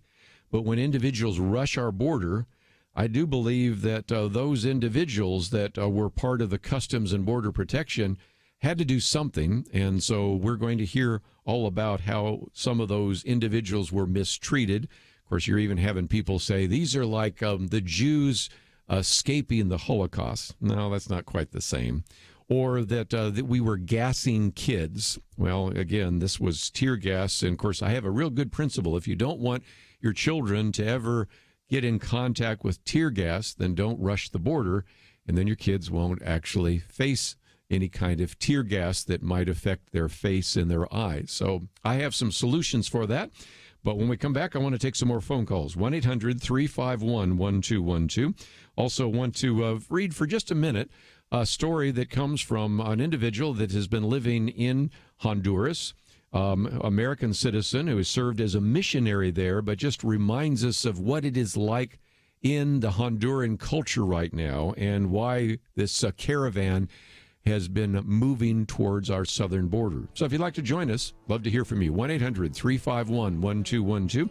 Don't forget, tomorrow is Giving Tuesday, and we certainly do need your financial support. And if you appreciate the conversations we have here every day, we hope that you'll go to our website, pointofview.net. We'll be back with more right after this. Christmas is coming fast, and between last week's Black Friday and Cyber Monday, there's been a whole lot of shopping going on. As you plan gifts for those important to you, let me suggest one more possibility. Give a gift to our nation. Our country is divided, and many have virtually given up on trying to talk about important issues. Conversations quickly turn to arguments. All heat, no light. But as those who care about our country, those commanded to love our neighbors, we must not lose hope. Tomorrow is Giving Tuesday, and in a way, your investment in our future is on sale if you give right now. What I mean is that we have a matching challenge on the table so that when you invest $100 in Point of View Radio, it becomes $200. $50 becomes $100 of impact. Your donation for Giving Tuesday becomes a 2-for-1. Give tomorrow, or make sure you get in on the match by giving right now at pointofview.net or by calling 800-347-5151. Invest in our future. Pointofview.net and 800-347-5151. Point of View will continue after this.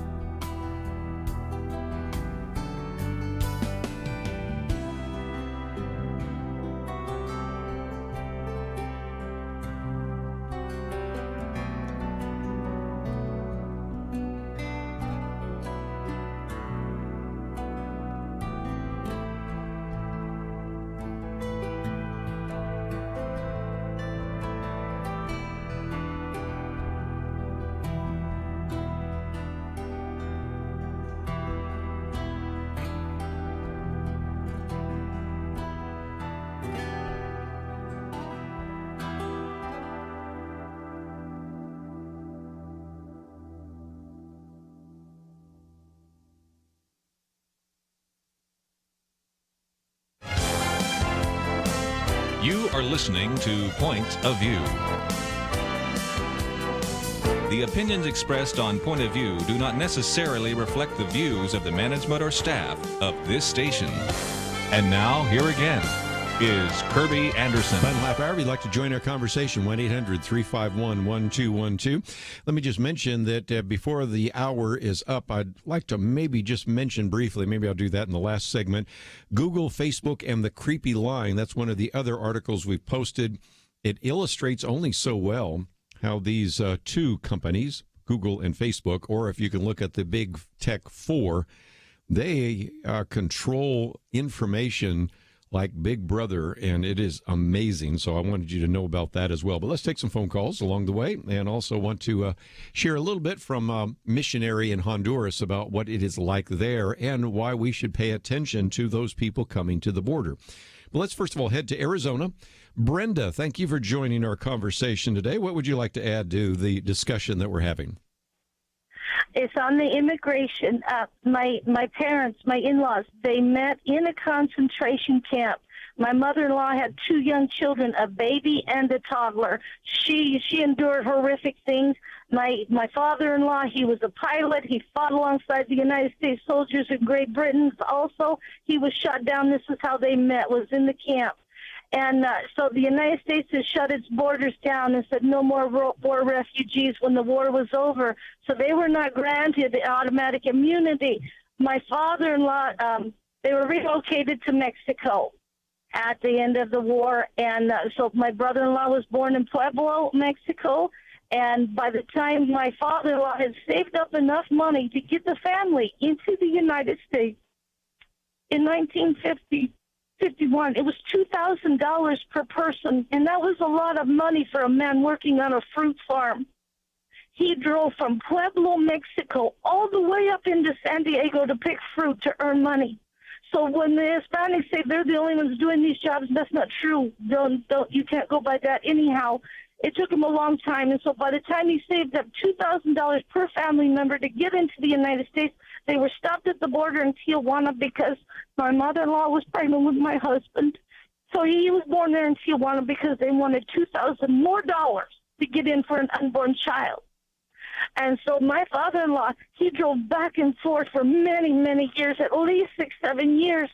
He would do this every weekend, go home to be with his family. He got to stay maybe a day and then have to drive back and be without his family working on that fruit farm and fruits and vegetables because he had to have a sponsor. He had to prove himself to be worthy to be in this country, and he had to pay. And he did, God bless him, he did. And I got to tell you, my heart goes out to these folks in Mexico.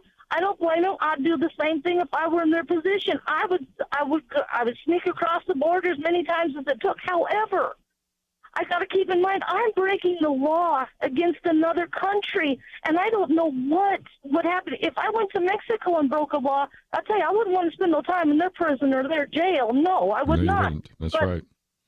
Well, okay, and the same law apply. We have rules of the land, and the Lord makes that very clear. You're to honor these laws, whether you agree with them or not. We have to honor and obey. And now, if I speed and I'm a reckless, if I'm speeding to where it's reckless endangerment, and I do this, say 2 or 3 times, and I go before the judge, he says, that's it. You've lost your privilege. Driving is a privilege, and that's another thing people need to be mindful of. Anyhow, I risk being thrown in jail for breaking a law. I realize when I intentionally do something that goes against what I know is wrong, I know there's consequences.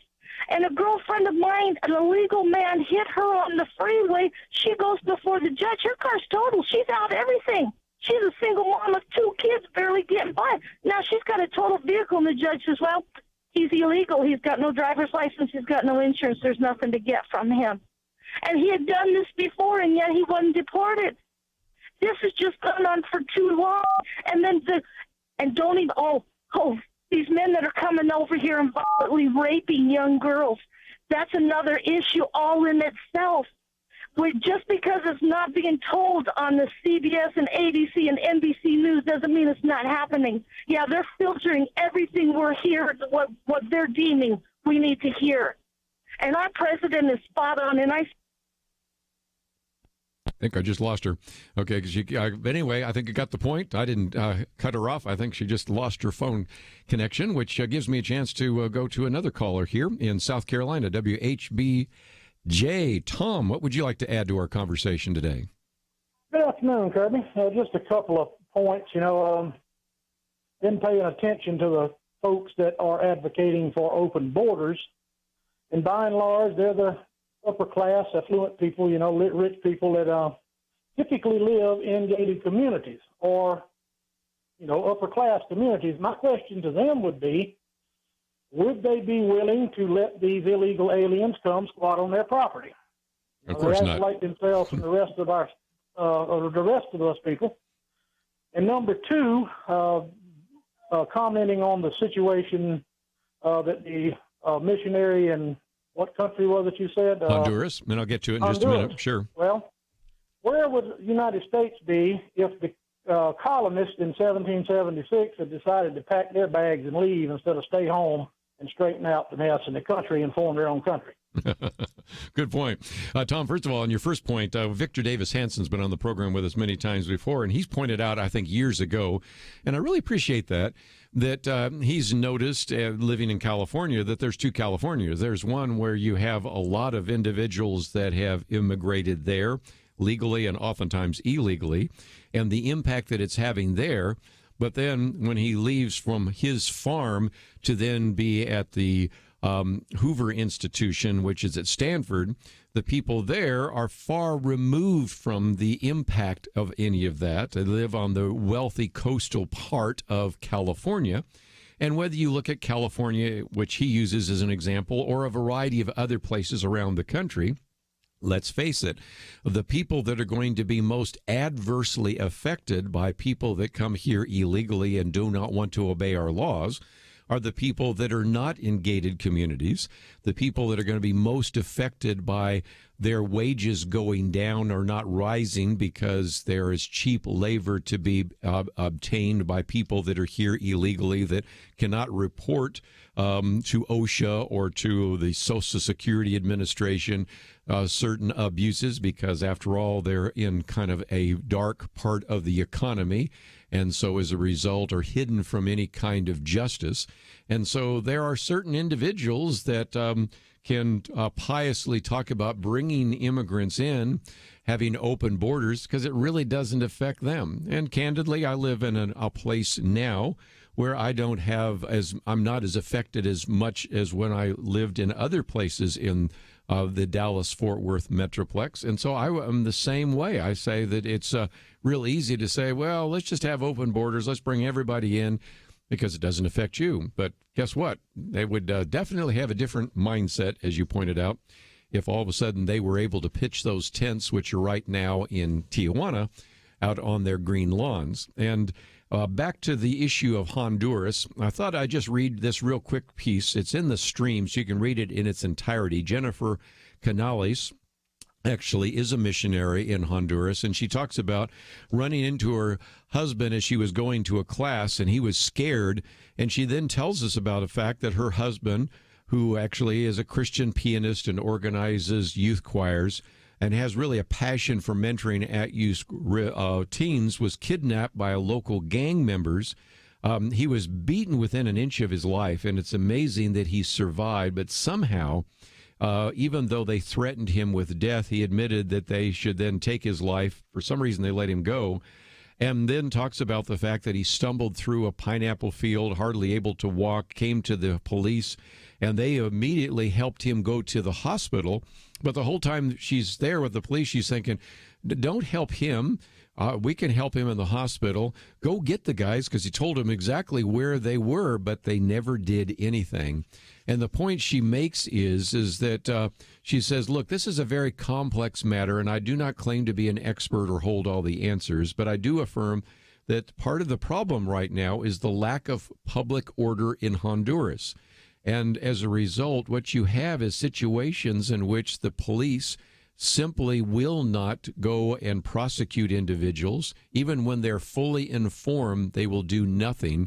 And as a result, what you have in Honduras right now is confusion, chaos, and even desperation. And she says the solution is not a migrant caravan trying to escape these problems. The solution is, if nothing else, to try to bring real justice and discipline, laws and punishment to Honduras.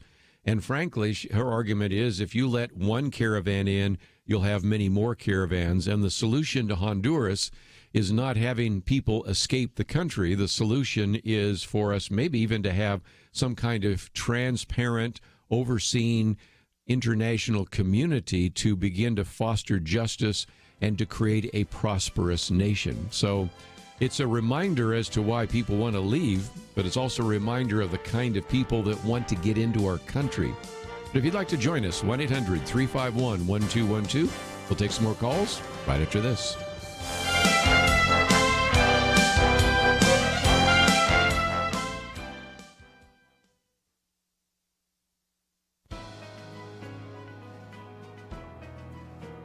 Welcome to the First Liberty Briefing. I'm Jeremy Dice. The Washington Area Metropolitan Transit Authority, Metro for short, ferries commuters by rail and bus throughout the nation's capital. In addition to commuters, they also carry advertisements. And at Christmas time, those advertisements look very Christmassy. There are Christmas gifts pictured, lots of red and green, and not too few holiday puns designed to persuade you to buy stuff. The Archdiocese of Washington, D.C. also submitted an advertisement. It pictured a few shepherds and sheep under a starry sky with the message, "Find the perfect gift," scrolled artfully across the sky. At the website displayed in the ad, one finds out that the perfect gift is Jesus, quote, "the perfect gift of God's love this Christmas." But Metro rejected the ad. Macy's and other stores plying the Christmas theme were all right, but according to Metro, there are two halves at Christmas, the secular and the religious. Secular ads are okay, but all religious ads are forbidden. Yeah, Metro will take Santa, but not Jesus, 3 French hens, but not the 3 wise men. Even the president's own remarks at the recent national tree lighting could not appear on the side of a Metro bus. But that's not the law. First Liberty is submitting arguments to courts in Washington, D.C., explaining that what Metro is actually doing is called viewpoint discrimination, and is a type of hostility towards religion that the First Amendment forbids. To learn how First Liberty is protecting religious liberty for all Americans, visit firstliberty.org. Hi, I'm Kelly Shackelford, President and Chief Counsel of First Liberty Institute. I hope you enjoyed this episode of First Liberty Briefing.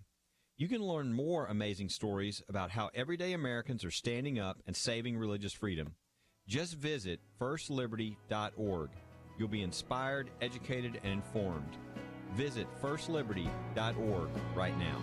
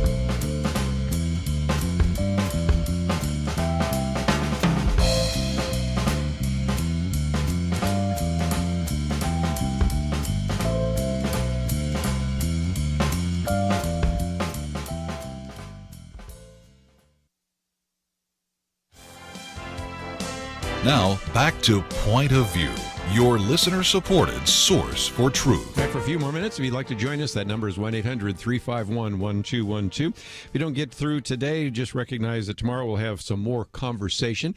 I want to spend a little bit of time talking with our good friends of Voice of the Martyrs, just talk about persecuted Christians. We're going to have James Walker in studio, what the Quran says about Jesus, and that'll be a great opportunity for you to learn a little bit more about what Islam teaches. Also, some very effective witnessing techniques if you have some Muslim friends. And then we're going to talk about God over good, which gets into sometimes we have false expectations about who God is and why we really wonder about the goodness of God. It's just a fascinating book, which we'll get into as well. But let's take some more phone calls. We'll go to Georgia. And Melody, thank you for calling today. What would you like to add to our conversation? I would just like to say that there's like a very simple solution that no one wants to think about, but there's two words, legal versus illegal. I think so, because we allow about 1 million people every year to come into this country legally. And frankly, if we didn't have so many people overstaying their visas or running across the border and coming here illegally, we'd be able to bring more people in legally. Now, when they come in legally, there's a lot of benefits. Number one is we know who they are. We probably know where they are. And because they're here legally, whether they're on a pass, a visa, whatever it might be, they have a recourse so that if they're being exploited by an employer, if they can report some kind of wage discrimination, or they can report some kind of OSHA violation. But when they're here in the black market and they're kind of undercover, we don't know who they are. We don't know why they're here. We don't know what they intend. And more importantly, a lot of them can be exploited, almost turned into slaves. Sure. And years ago, why did they let people in illegally and just look over it? And I mean, that is the easiest solution. It's illegal. If you can get in legally, come on. Well, and the other part of that is, as I pointed out before, we certainly do have a need for individuals to come to this country because we are now in this incredibly expanding economy, due in part to those tax cuts I talked about earlier, to the fact that we actually have more jobs than we have people to fill them. Now, we still have technically an unemployment rate around 3%, but that's essentially full employment because what you find is you're always going to have some individuals that are unemployed because they are not employable. And there are all sorts of reasons for that. They may not have the requisite skills. They may be drug-addled, or there may be all sorts of issues. And the other issue is that the kind of jobs that we have are where we need particular people with various specialities, and so that's going to be important as well. For example, I would be much more inclined to see if we could increase the number of people that could come into this country if they wanted to be American citizens and if they had skills in the biotech field or in the computer or information field, because those are specialized skills that frankly, people at the border right now at San Ysidro and San Diego and Tijuana aren't going to be able to fulfill.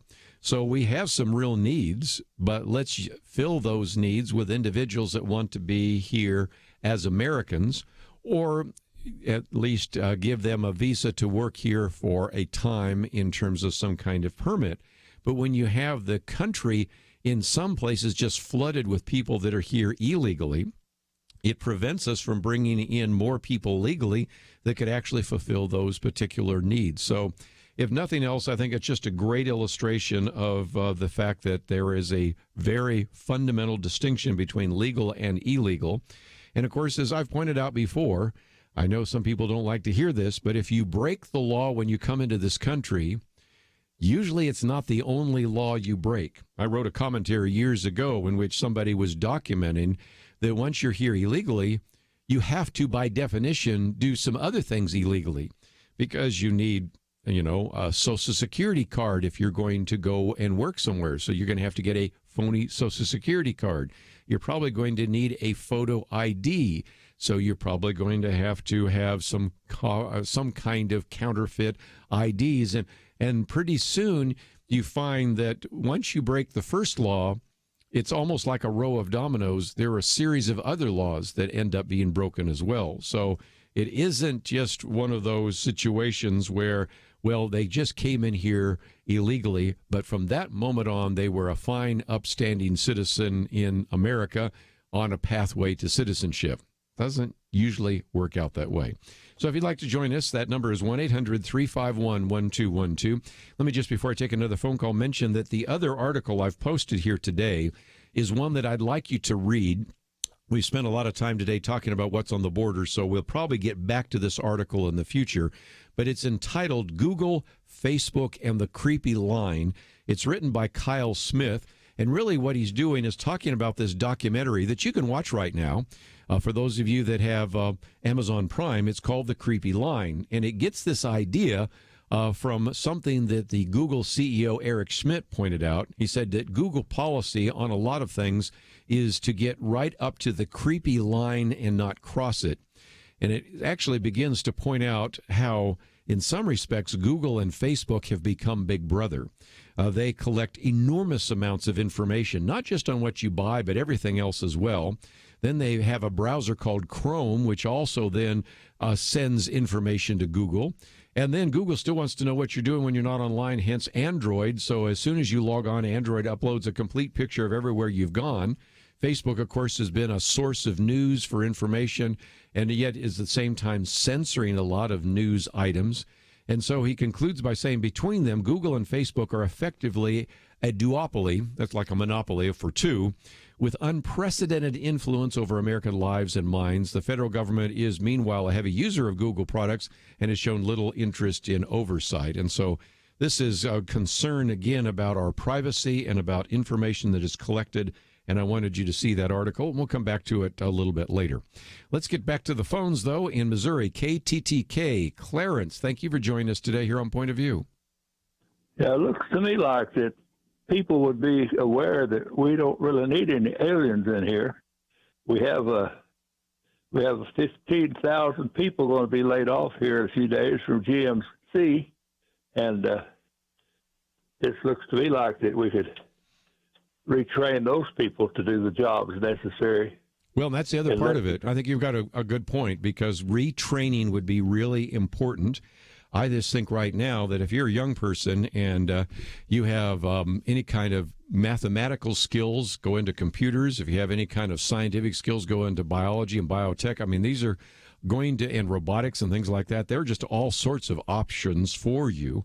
However, if you've been working in a factory and you don't have those skills, retraining might be difficult. But it's, again, Clarence, a good point. I would love to use the people that are here first to fill those jobs, because they already are Americans. They were born here in America. They believe in the American dream, we would hope, and they certainly would be the fine, upstanding citizens we would like to have. So you've got a good point, but we're just simply out of time. Let me just mention, though, that tomorrow is Giving Tuesday. And this is an opportunity for you to support this ministry. And if you go to our website right now, of course, you could give today. There's nothing that says you have to give tomorrow, but we have information about that.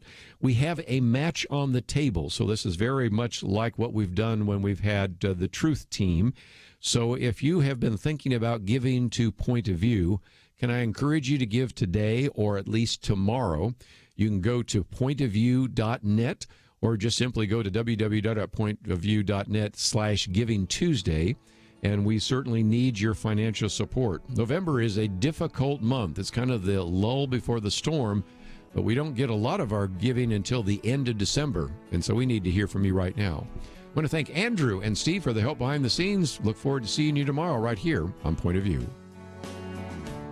Christmas is coming fast, and between last week's Black Friday and Cyber Monday, there's been a whole lot of shopping going on. As you plan gifts for those important to you, let me suggest one more possibility. Give a gift to our nation. Our country is divided, and many have virtually given up on trying to talk about important issues. Conversations quickly turn to arguments. All heat, no light. But as those who care about our country, those commanded to love our neighbors, we must not lose hope. Tomorrow is Giving Tuesday, and in a way, your investment in our future is on sale if you give right now. What I mean is that we have a matching challenge on the table, so that when you invest $100 in Point of View Radio, it becomes $200. $50 becomes $100 of impact. Your donation for Giving Tuesday becomes a 2-for-1. Give tomorrow, or make sure you get in on the match by giving right now at pointofview.net or by calling 800-347-5151. Invest in our future. Pointofview.net and 800-347-5151. Point of View will continue after this.